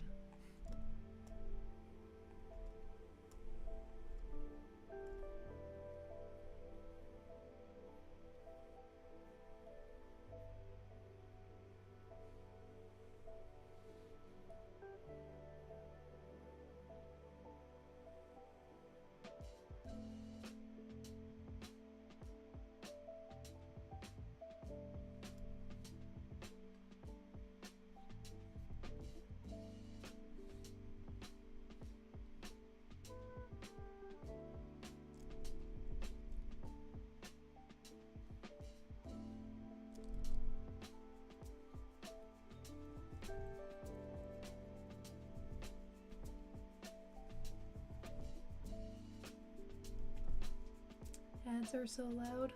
Sorry about that. I cannot change the ad volume, unfortunately.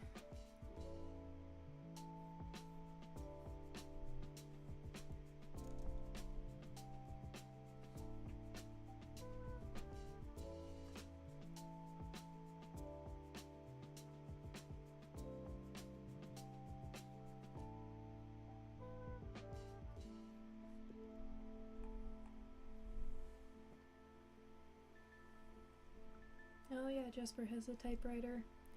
I also have one. I think it's at my parents' house, but I got it in a really weird way. I was working at a bookstore, and one of our regular customers apparently heard me say that I was looking for one, but I couldn't find one like at any thrift stores or anything, and I didn't want to buy one online because they were kind of expensive from what I could see.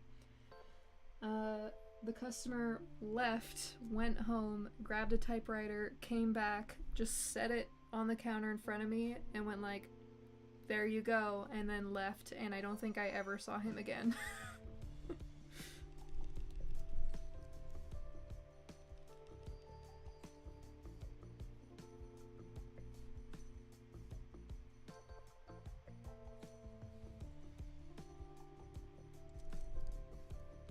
Which was very nice of him, but it was very confusing at the time.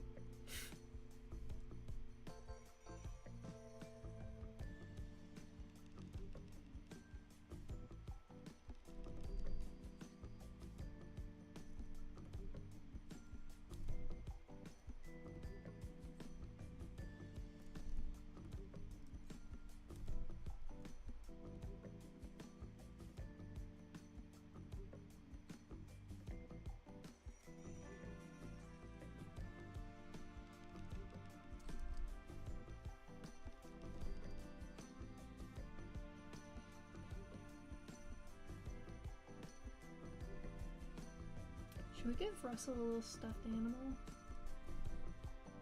And if so, what do you think it'd be a stuffed animal of?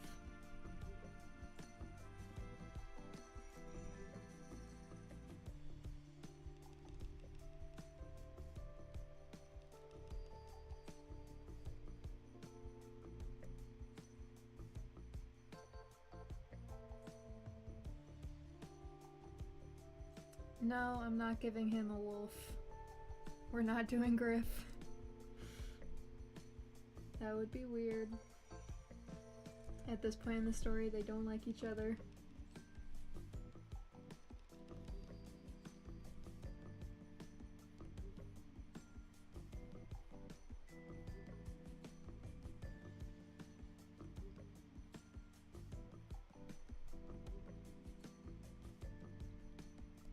A stuffed fox because Hazel has a stuffed deer in her room. That's a good point. Or Beatrice. Yeah, both would be good.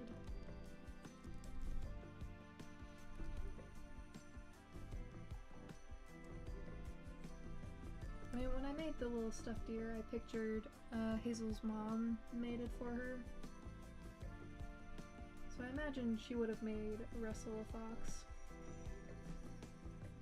So that makes sense.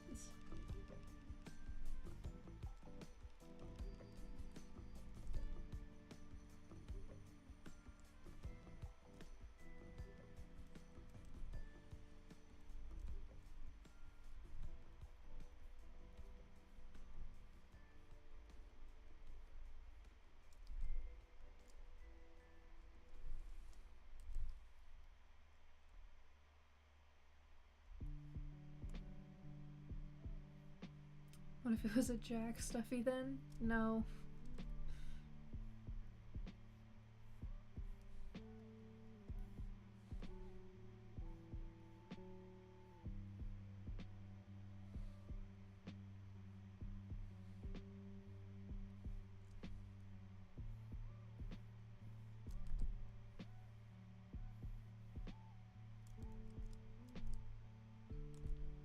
A Van Stuffy, maybe he likes him older. No.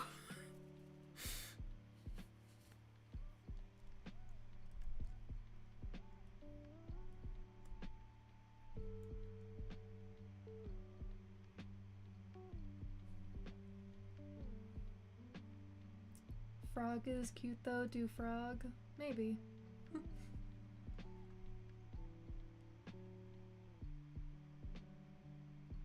Whoever Griff's boss is, the bear. Yeah, the guard captain.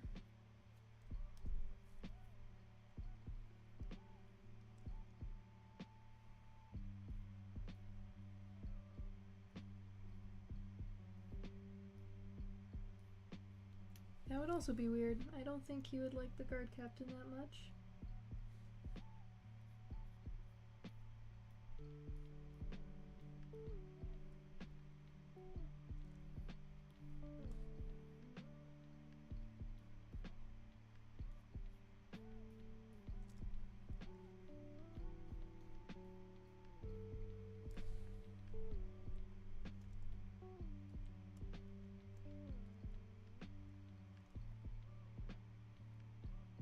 Ivan, your own boss, your enemy's boss? Yeah, I don't know why you'd want a stuffed animal of your enemy's boss.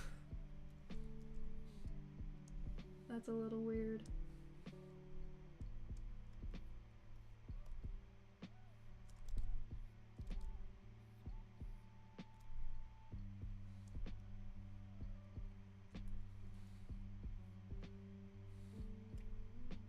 For real though, stuffed NASA spaceship from like from Space World. I feel like that's one that Hazel would have, and not so much Russell. I know Russell really likes like technology and tinkering and stuff, but Hazel's the one who really likes space stuff, or like a classic green alien stuff. Oh, maybe.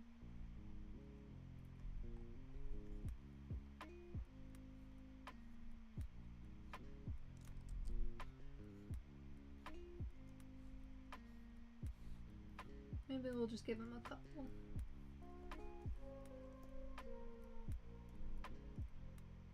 Oops.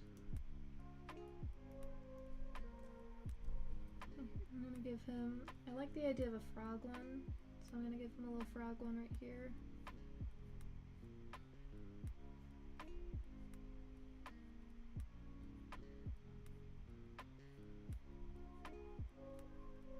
It's kind of hard to tell that it's a frog, but that's fine. Also, it's a back view.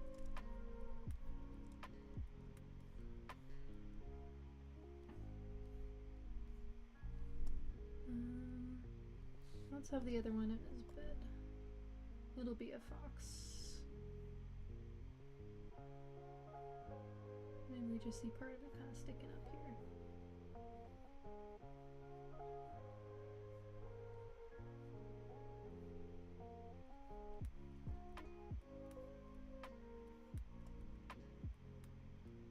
Snorlax.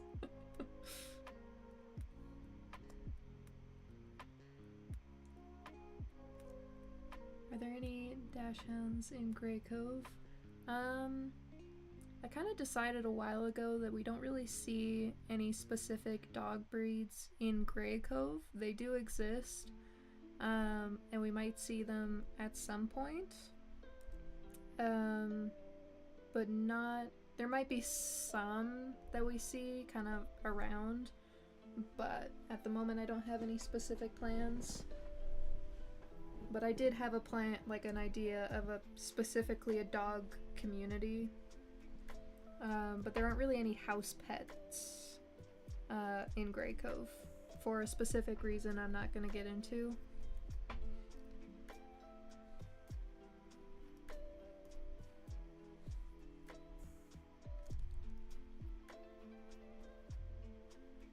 Okay, let's drop this frog plush.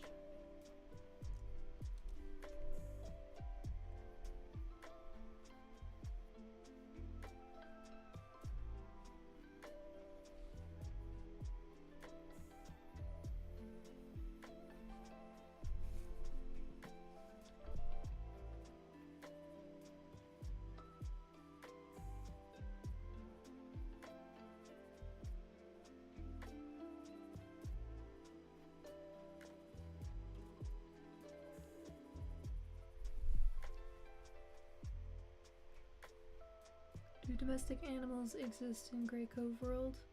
I mean, technically we have already seen some, because like we see like a sheep and a cow, a llama, like those are technically domesticated animals. But just for like house pets, we won't really see those. Oh, and there's like a horse in the background of one.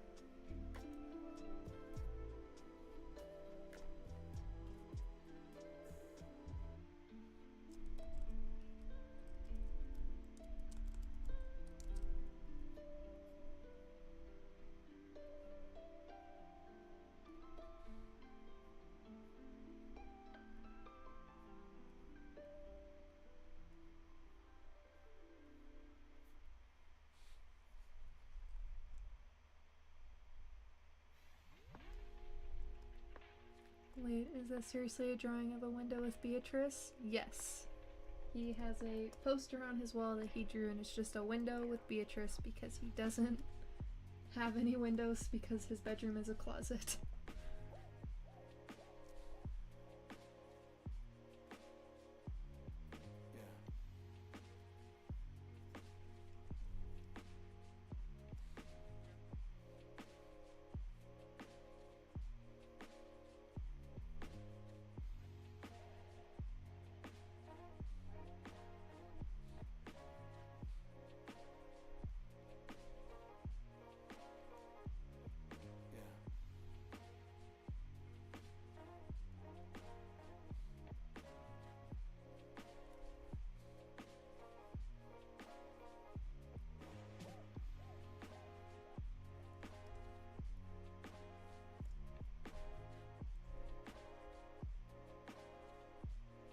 Give him a Night Beam comic book for Crispy. Yeah, sure. They could be on the floor over here.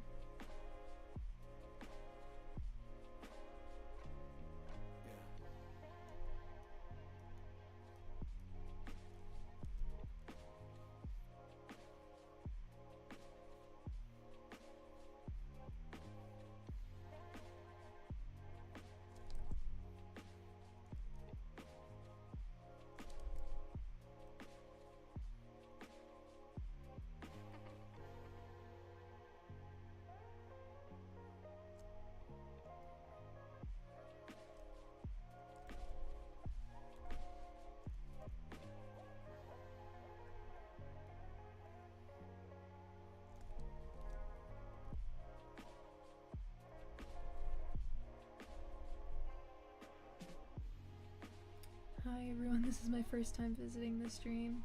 I would say hello and your name back, but I have no idea how to pronounce your name. But thank you for joining us.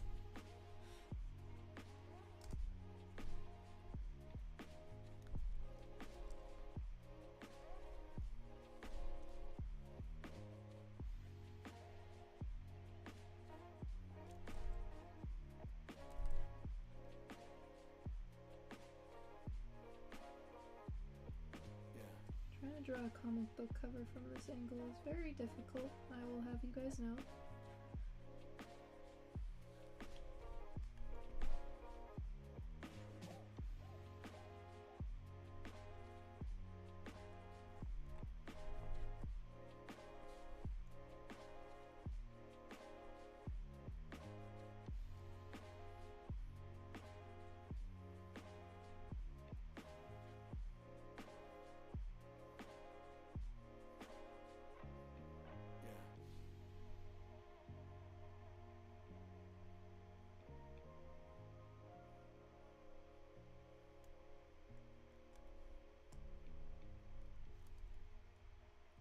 I just read the whole comic pages. These are so awesome. Thank you. That's very kind of you.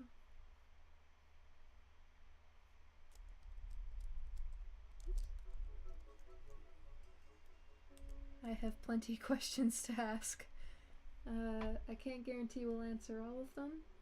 Some because they might be spoilers and we don't want to give anything away, and others because I only see about a fourth of the chat while I'm drawing, but we will do our best.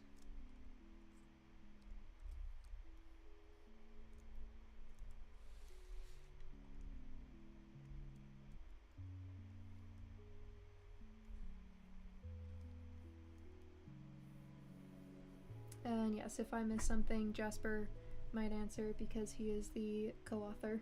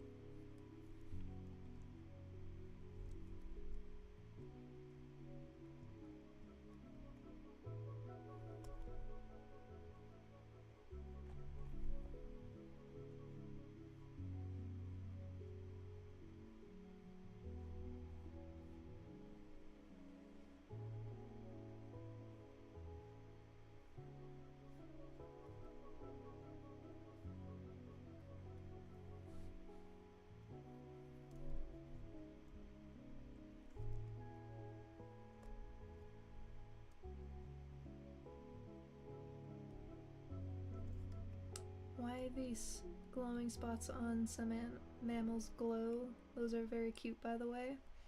Thank you. I also think they're cute. That's one of the ones that we can't answer because it would be a spoiler. Eventually, it'll be answered far, far in the future at some point.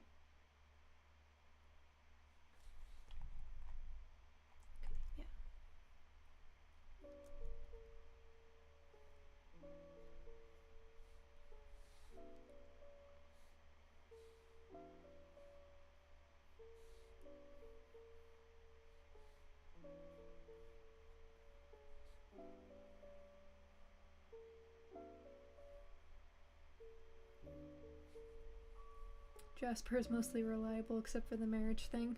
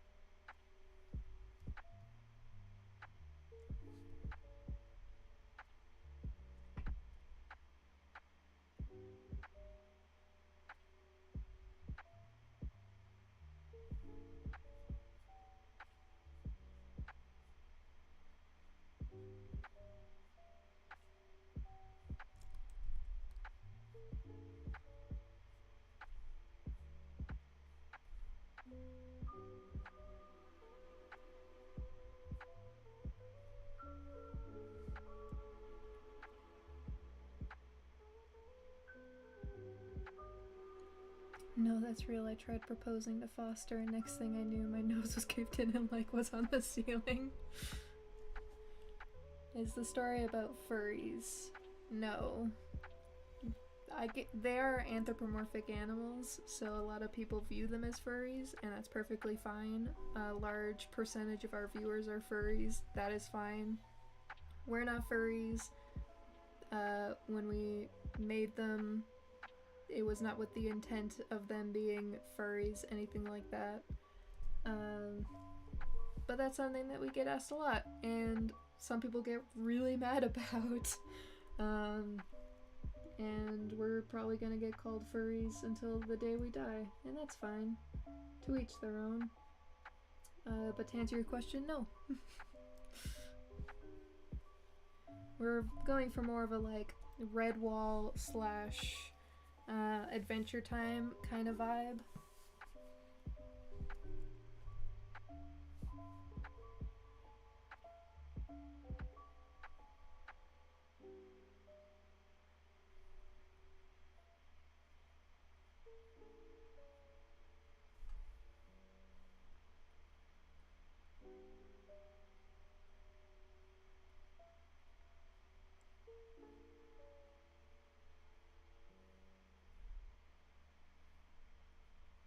The people getting mad part.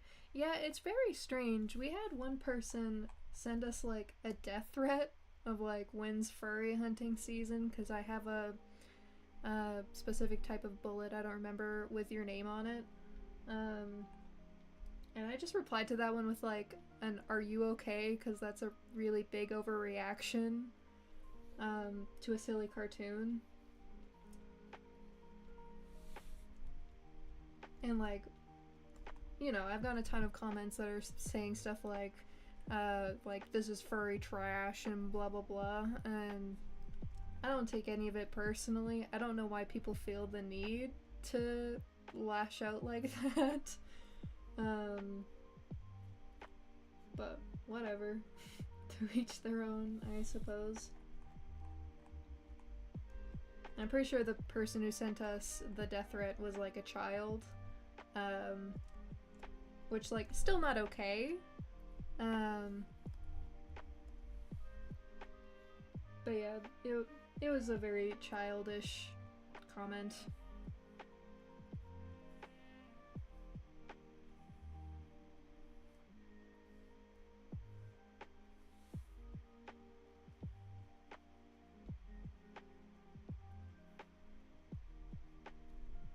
Football mascots are also anthropomorphic animals.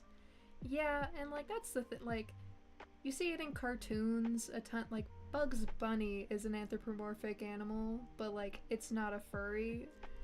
So we view it as being more on the side of like the Bugs Bunny area of like their cartoons. We're not sexualizing them in any way. We're not gonna be showing like this isn't about relationships, stuff like romantic relationships. But again, whatever. If someone wants to view it as furry media, then that's fine. I do kind of feel like it's a person lashing out because they are a furry and they're uncomfortable with it. Like the same way how some homophobes are lashing out because they themselves are gay and they don't know how to deal with that. So whatever. If our comic is not for everyone, obviously, and that's fine. Feeling the need to send us death threats is a bit much. Thankfully, we've only gotten the one, but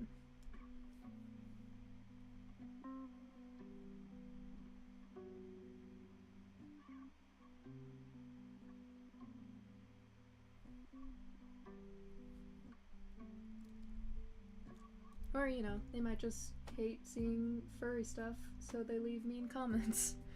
But that doesn't really have a good result, because it just means they're gonna see more of my content if they're commenting, but whatever. They don't like when I point that out either.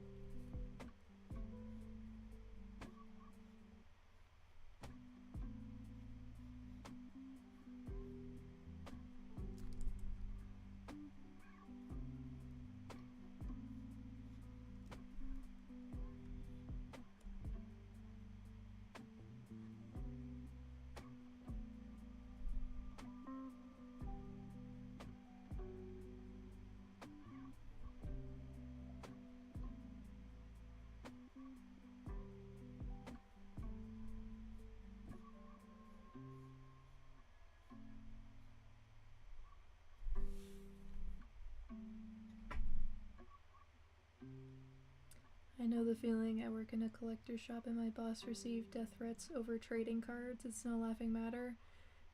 Yeah, so like people drop death threats very easily and at very little prompting, which I don't really get, but what can you do, you know?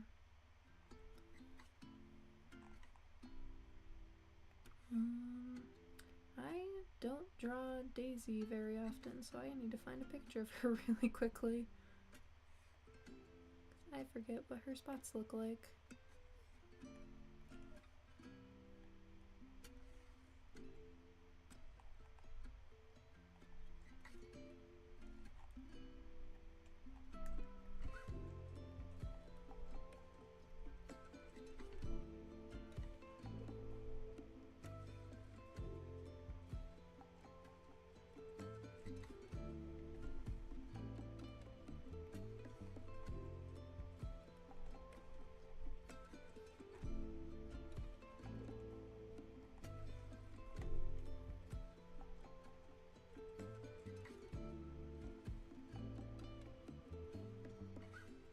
You can't really see them anyway, so it's fine.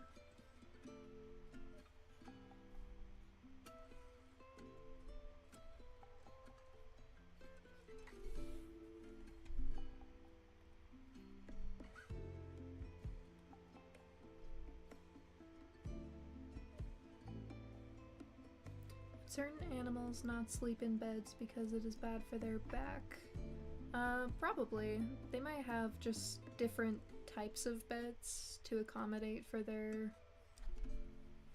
how they need to sleep. But we haven't thought about it too much. We kind of just gave, like, I drew Herb's bed I think once in Day of the Life of Herb, and I kind of just gave him like really huge pillows up by the headboard for resting his antlers on. Or yeah, some of them might have some like maternity bed shaped things.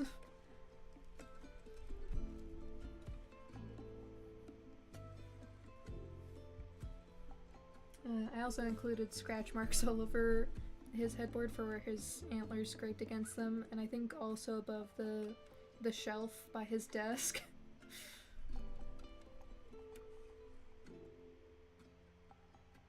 Do tails and stuff affect balance? Yes, they would affect balance. And would a character that normally has a tail but is missing one be considered disabled? I don't know if they'd be considered disabled. Because like you wouldn't consider a dog that has its tail docked to be disabled. So I don't think so. I haven't really thought about that, to be honest. And presumably if they're getting their tail docked, I mean, unless some mammals might have to for like a medical reason, because that is one reason. That is one reason why dogs have their tails docked, is sometimes they just have to because of a health thing. So that could happen with other animals. They might lose it because of an accident, who knows?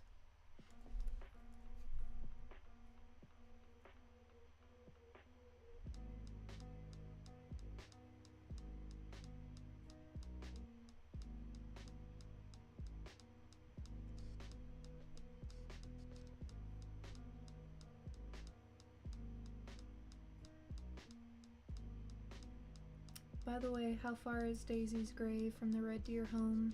Russell's map makes it look like it's a short walk. Yeah, it'd maybe be like a 15-minute walk away from the house. I don't think it'd be very far.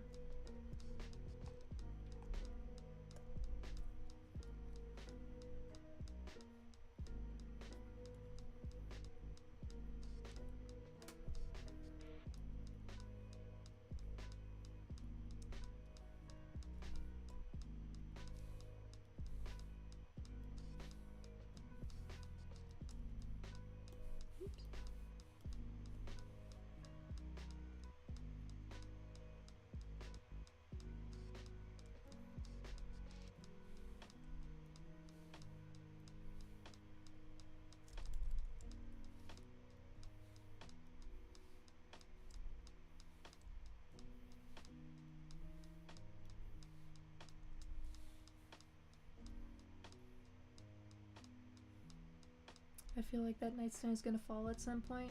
Yeah, it's very close to the edge, so that would probably be a risk that I don't think Russell would necessarily care about.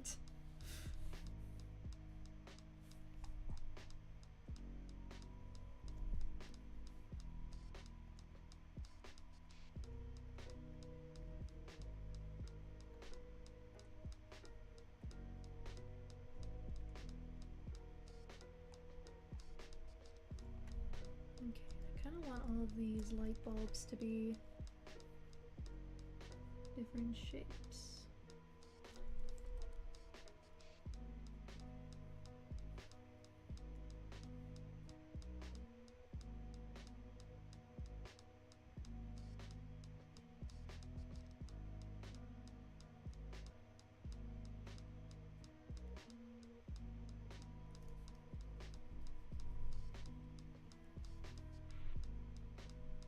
Oh, shit doesn't exist in the wild Graycove.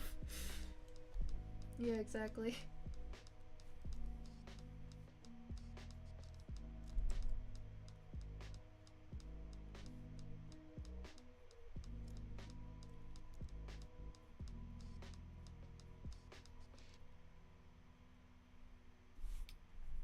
What does the inside of a light bulb usually look like?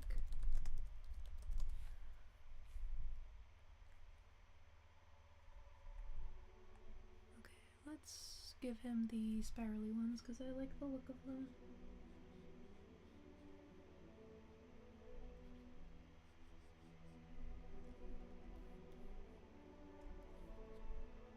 Good night, Dr. Dro. Thanks for joining us.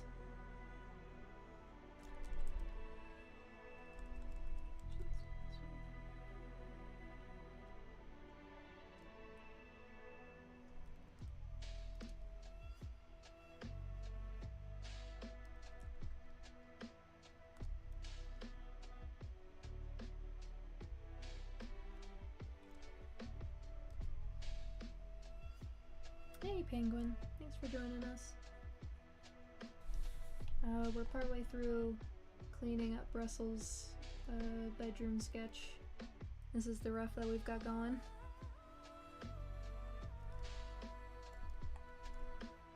Where are you guys from? We're from Canada.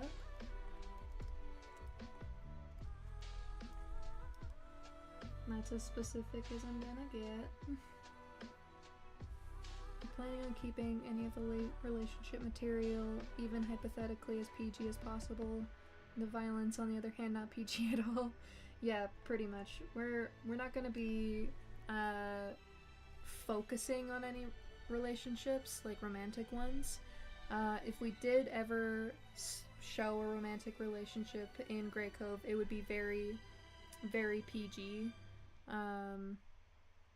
But yeah, there's gonna be violence and swearing and stuff that will not be PG.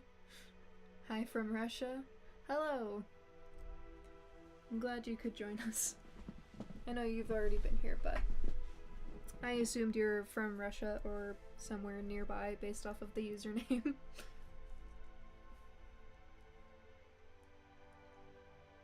I think an I like you, no thank you relationship fits perfectly into the PG category for some comic relief. Just in one panel, not over the course of the comic. Yeah, so it might be something like that, of like, one character has a crush or something. But like, again, that's not really the focus of the story. They kind of have bigger issues to deal with right now.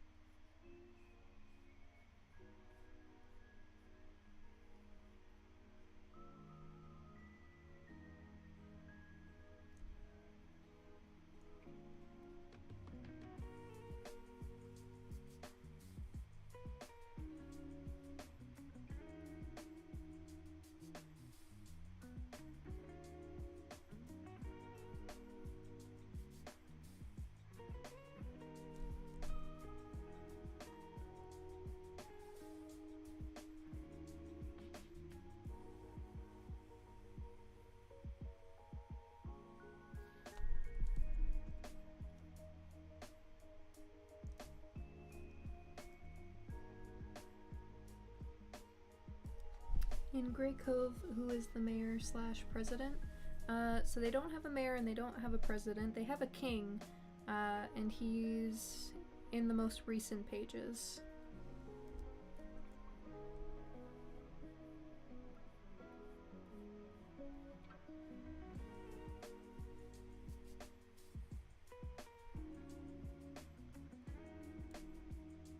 Would there be an equivalent for taking pictures in Graycove like artists who specifically draw scenes for clients? Yeah, they would. They would have artists in Graycove. Someone would have had to make Bernard's posters.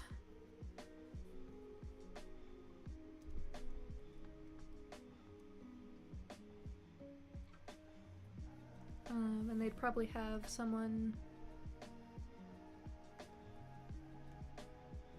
that does like family portraits, stuff like that.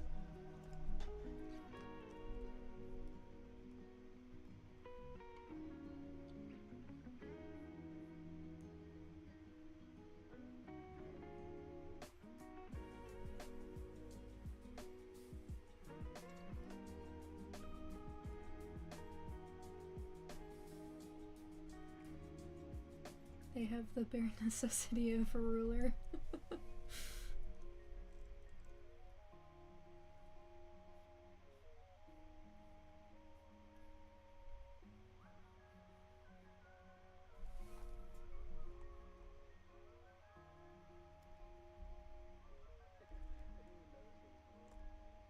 You said that because of Webtoon's guidelines, you had to hold back on the violence. If you didn't have those restrictions, how different would the current story be? Not that much difference, to be honest. We just have to keep them in mind because we don't want to go overboard. Like, when you read their guidelines, they don't like if you show like blood and stuff like that. And like, so we were kind of towing the line with the Life of the Matriarch one. So we were worried that that one might get censored or we might have to remove that panel, but thankfully it didn't. We had some like blur effect on it. So that might be why that it was fine. But that's probably about the level of violence that we're gonna show. Like, we're probably not gonna show more blood than that. We're not really gonna get into showing like gore or anything too crazy. Oh, that was her mom? Yeah, that was her mom. I don't think we said it anywhere, but that was her mom.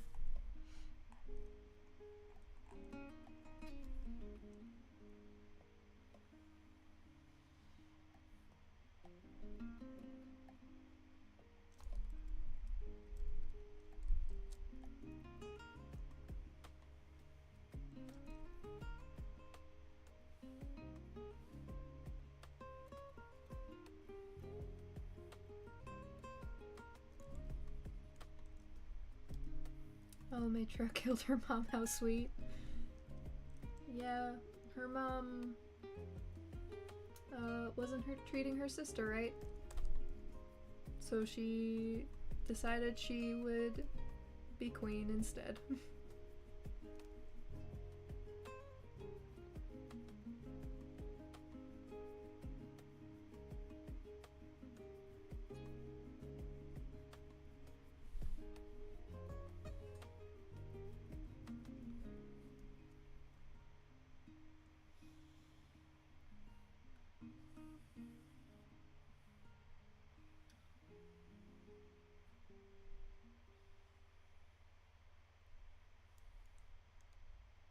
The Growler Bear, or are they a Pizzly Bear? As far as I'm aware, a Growler Bear and a Pizzly Bear are the same thing, it's just different names. I've been calling him a Pizzly Bear. If there's a distinction between the two, I'm unaware of it.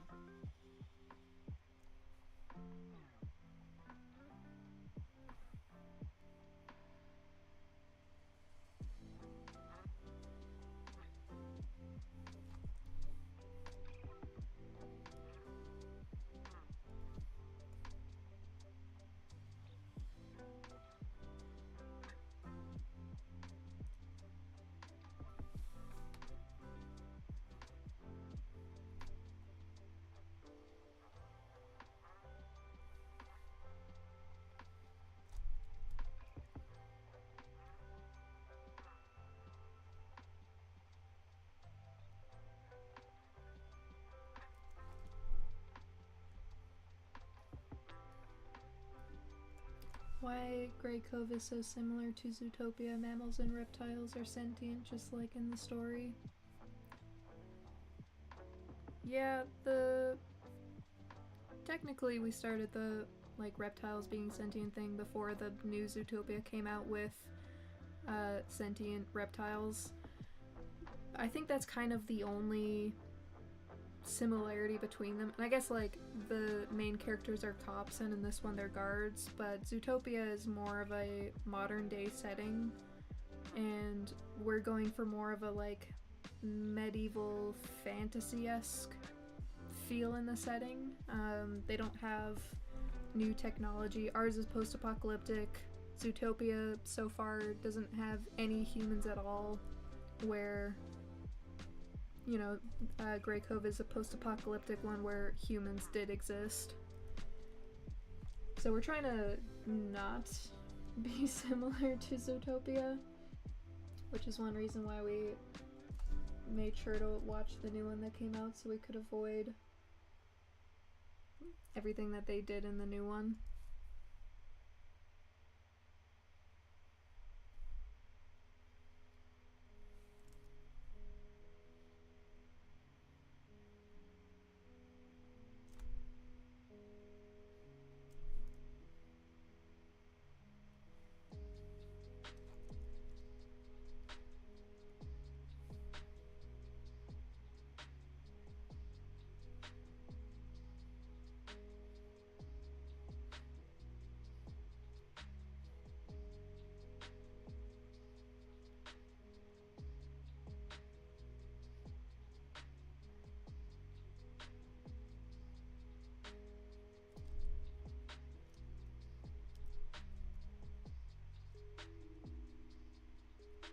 Why Russell's and Hazel's mom died.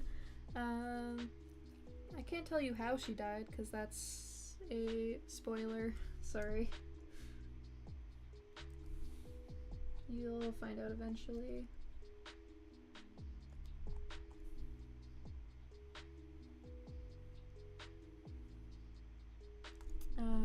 But it happened a long time ago when they were still kids.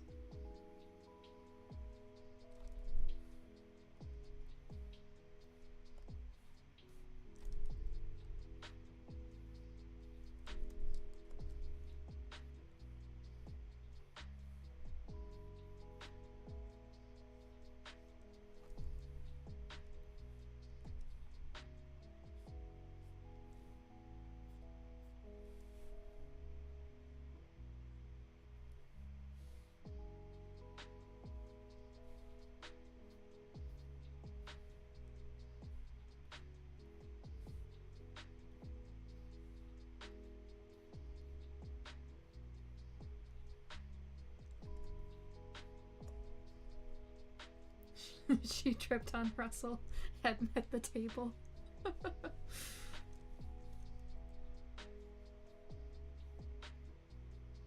That's funny.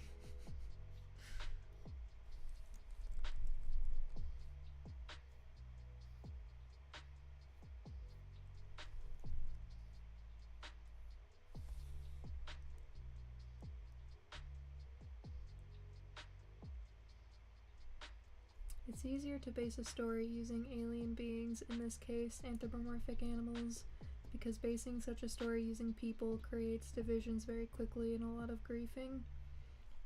Yeah, that was one reason why I wanted to make and start working on Graycove, is because I had a lot of ideas for other stories and comics, and I'd still like to do them at some point, but I started getting too into my head about making sure it was diverse enough that I wasn't gonna be unintentionally insulting anyone, all of these things. And it was kind of just stressing me out really bad, so I was and I just had this idea for this story, and I was like, you know what, let's go for it.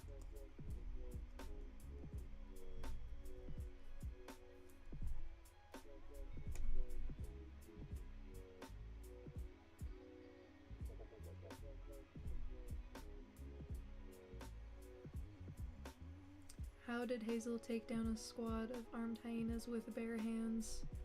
I'm not gonna answer that one too much. A quick answer is getting hit with a hoof is very, very painful. If a deer kicks you in the right spot, it could kill you instantly. Like, they can cut you up pretty bad. They can give you lacerations. We're gonna go a little bit more into her background and her learning how to fight and stuff later on. But that's just one quick answer. And I'm just gonna quickly open my antler reference for herb so I can use that for making the one on the wall.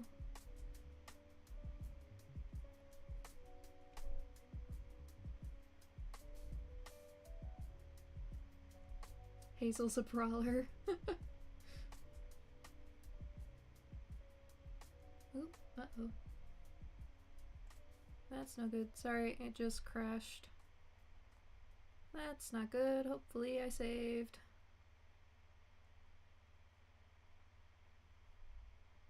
Give me 1 second.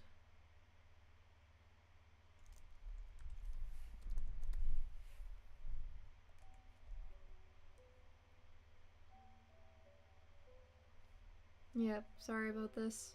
I was trying to open... Photoshop's been having an issue where you try to open a... I bet I didn't save. I want to say a bad word. That's upsetting. Okay. I have regrets. It is fine. I'm not gonna lose my temper.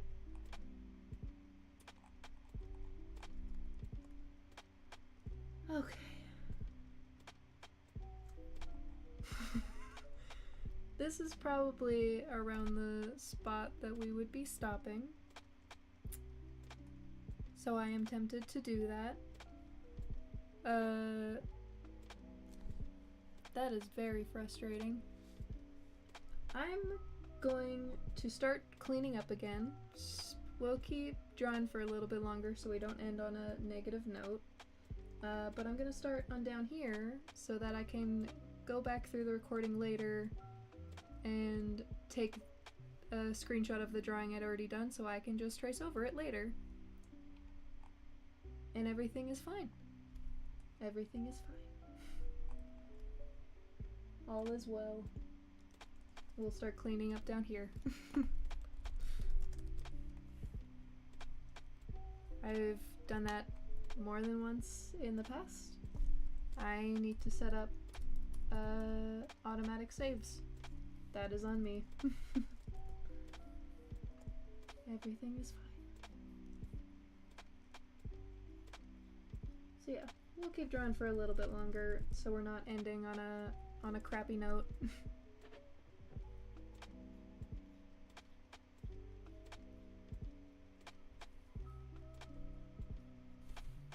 Let's bump this down a little bit.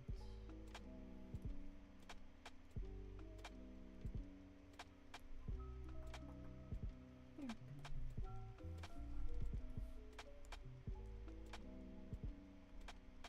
Maybe we should just chat Control S every 20 minutes. Honestly, that would be great. I'm really bad at remembering to save. So a reminder would go a long way, but I'm not gonna put that responsibility on you guys either.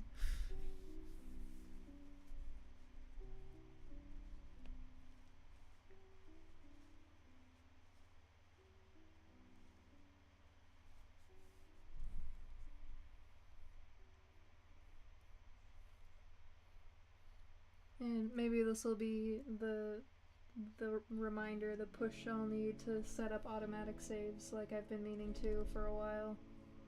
I have them set up on Harmony, which is the animation software that I use. So I get a little pop-up every like 10 minutes being like, would you like to save now? And that can get really annoying. But it's better than losing things.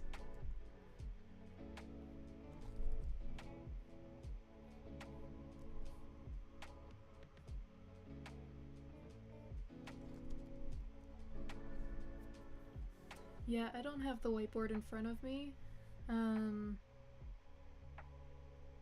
But yeah, from what I can remember on it, I don't think we can tell you anything that's on our whiteboard because it's all stuff happening in the future.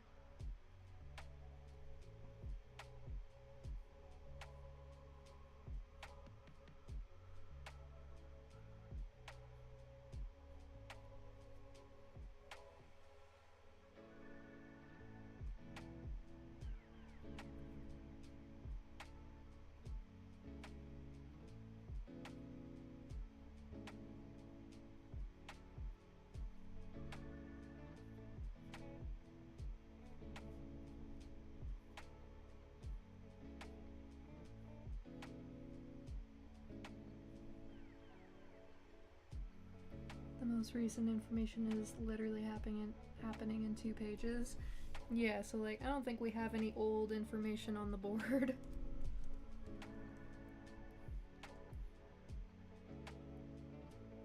Do you guys go hunting in Canada? Yes. I like to go hunting every year. It doesn't always happen. I got to go a lot more when I was younger, like when I was a teenager. But now I have adult jobs and responsibilities, so it's harder.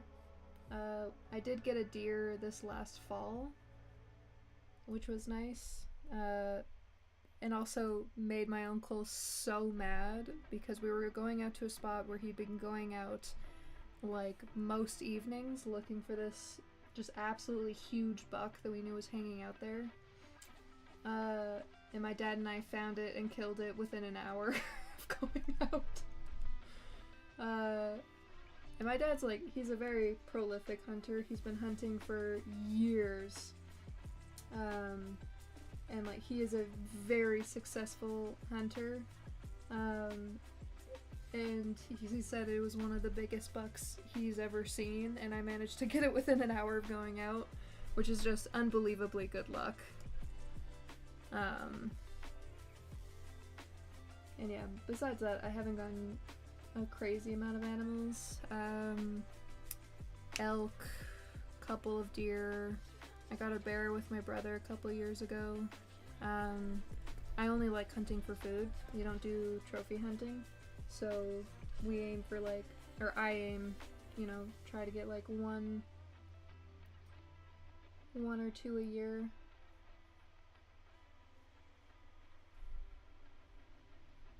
Because yeah, personally I don't agree with trophy hunting. Not my thing. I don't really like it. But yeah, we hunt for food because, you know, a moose will fill your freezer for an entire year, you know? You're set, and red meat is so expensive. I find trophies kept from animals a little uncomfortable. Yeah, that's completely fair. I don't go trophy hunting. I will keep trophies from animals. For me, personally, it feels like a way to respect them and remember them kind of thing. But I can absolutely see where it would make other people uncomfortable. Absolutely no judgment from me. If you don't like it, you don't like it. That's absolutely fine. I also just like collecting animal bones in general. So like we have a bison skull on our wall, but that was one that we found it in the woods. And like cleaned it up and everything. It wasn't one that we hunted. Like we like to keep antlers, you know, if we find like shed ones out in the bush. Stuff like that.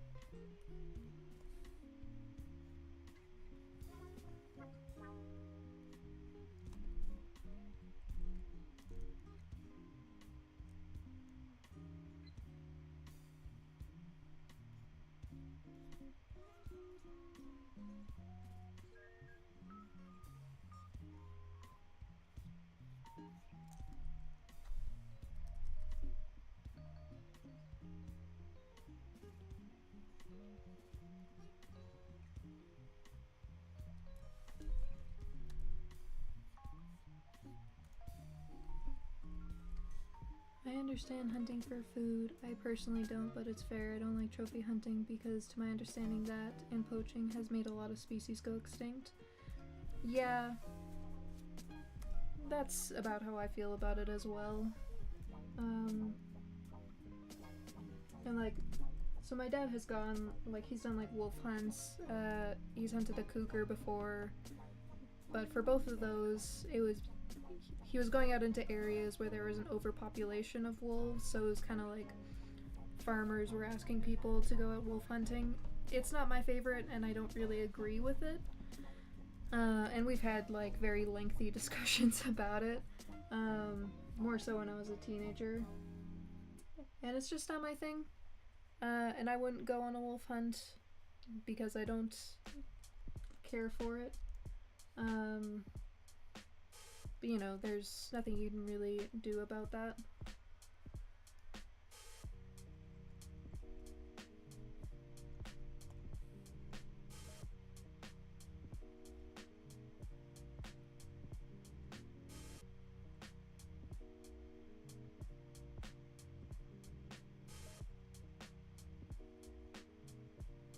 Are you gonna be streaming for much longer? I'm not sure how long they usually are, and I just got here late. Yeah, we usually end around 9:30, and it's 9:20 for us now. So we're gonna be here for about 10 more minutes.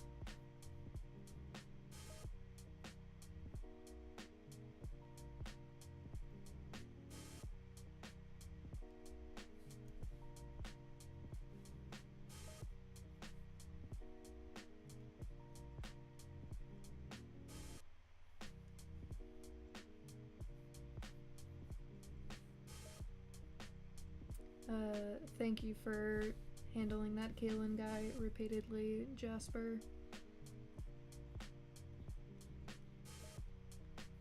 He's starting to get on my nerves as well.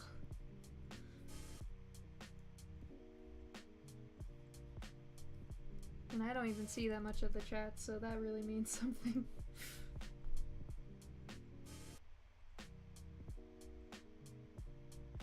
Thank you guys for creating this masterpiece. Aw, thank you. You're welcome. I'm glad you enjoy it. That's always nice to hear.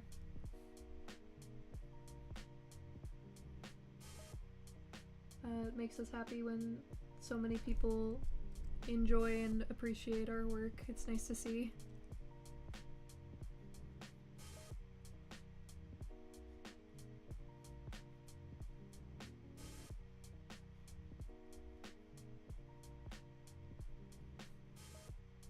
And Russell's name rhymes with Russia. Good stuff.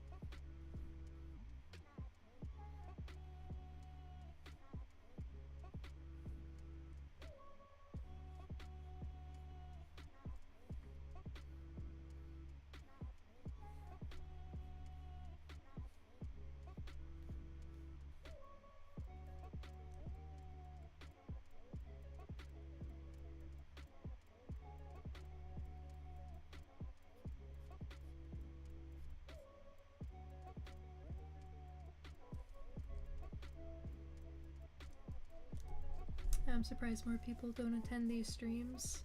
I'm kind of surprised at the amount of people that do attend the streams. Like, the first one we did, we got like 30 people, and thinking about what is essentially like a classroom full of people just watching me draw and just yap for hours is still kind of a crazy thought to me. Does your family put trail cam to look for deer? Or deer do freaky stuff all the time? Yeah, we have a bunch of trail cams. We haven't really seen anything weird. but we did get a really funny picture. So we had one of my cousin walking past the camera while he was walking his little beagle down one of the roads. And then the one right after that was him just sprinting in the opposite direction with the dog under his arm like a football, because he ran into a grizzly bear and her 2 cubs. Which, like, thankfully they were all fine. Like, he ran out of there, the grizzly bear didn't chase him, he was perfectly safe. But looking at it after the fact, when you know that he was safe, was so funny.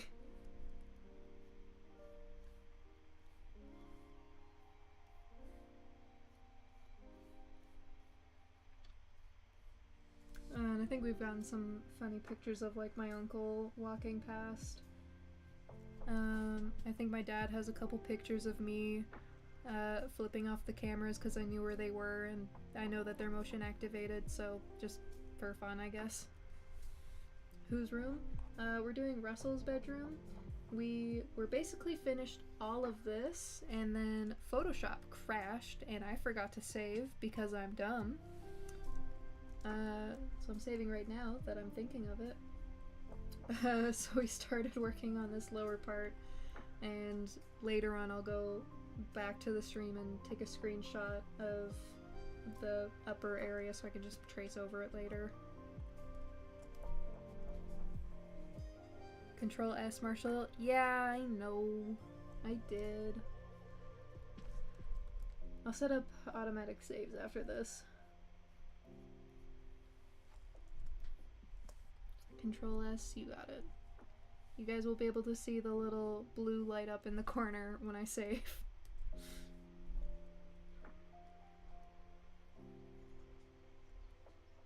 Can we get a Hazel cam next stream? Just a picture of Hazel? I mean, there are pictures of Hazel all over the webtoon. It's technically a hammock, so would it really be a bedroom? That's a great point. This is Russell's hammock room.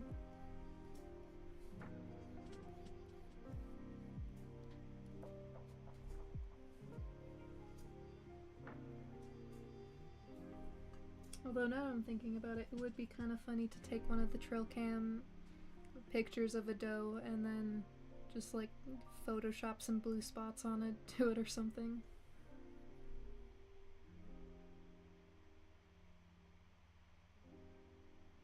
It's a closet room, yeah.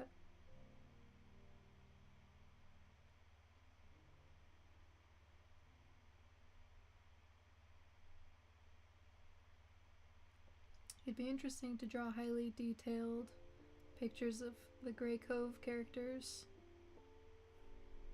I mean, I did do a realistic Hazel once, and people were very disturbed by her. And I did a Griff one.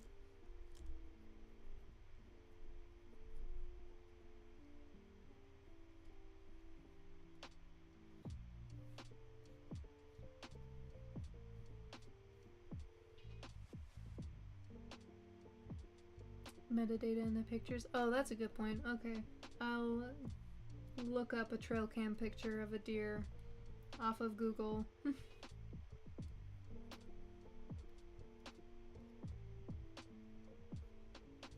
And edit that one.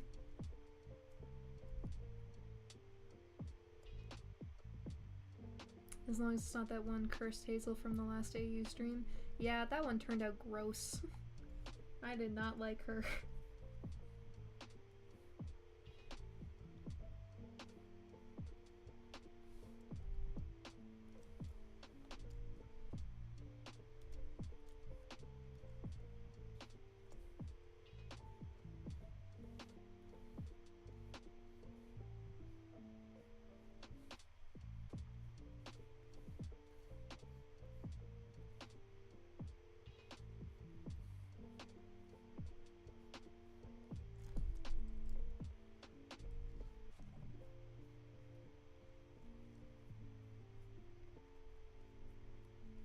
Fun thing, I love that Russell's closet room doesn't have lights. Oh, sorry to break it to you, but it does have lights. You can't really see it now because it's very rough, but there's a little car battery right here and then some kind of power converter thing that I think you're supposed to have, but I don't remember off the top of my head right now, so we're gonna pretend that I know what I'm talking about. And then these are supposed to be lights kind of hanging all over the place. He is able to see in the dark because he's a fox, but it's still nice to have light when you're working. Did you ever finish the drawing from last stream? Not yet. I'm so busy right now. I work for Red Pants Productions outside of this. So that takes up quite a chunk of time. And then I was also doing a volunteer thing for another startup project, which I haven't done work for in a while, but they just gave me a couple of tasks that they'd like me to do. So I have to try and fit that into my schedule coming up. So I'm very busy right now. Oh, and I was working on a hitting 200k animation. And that is also very time consuming.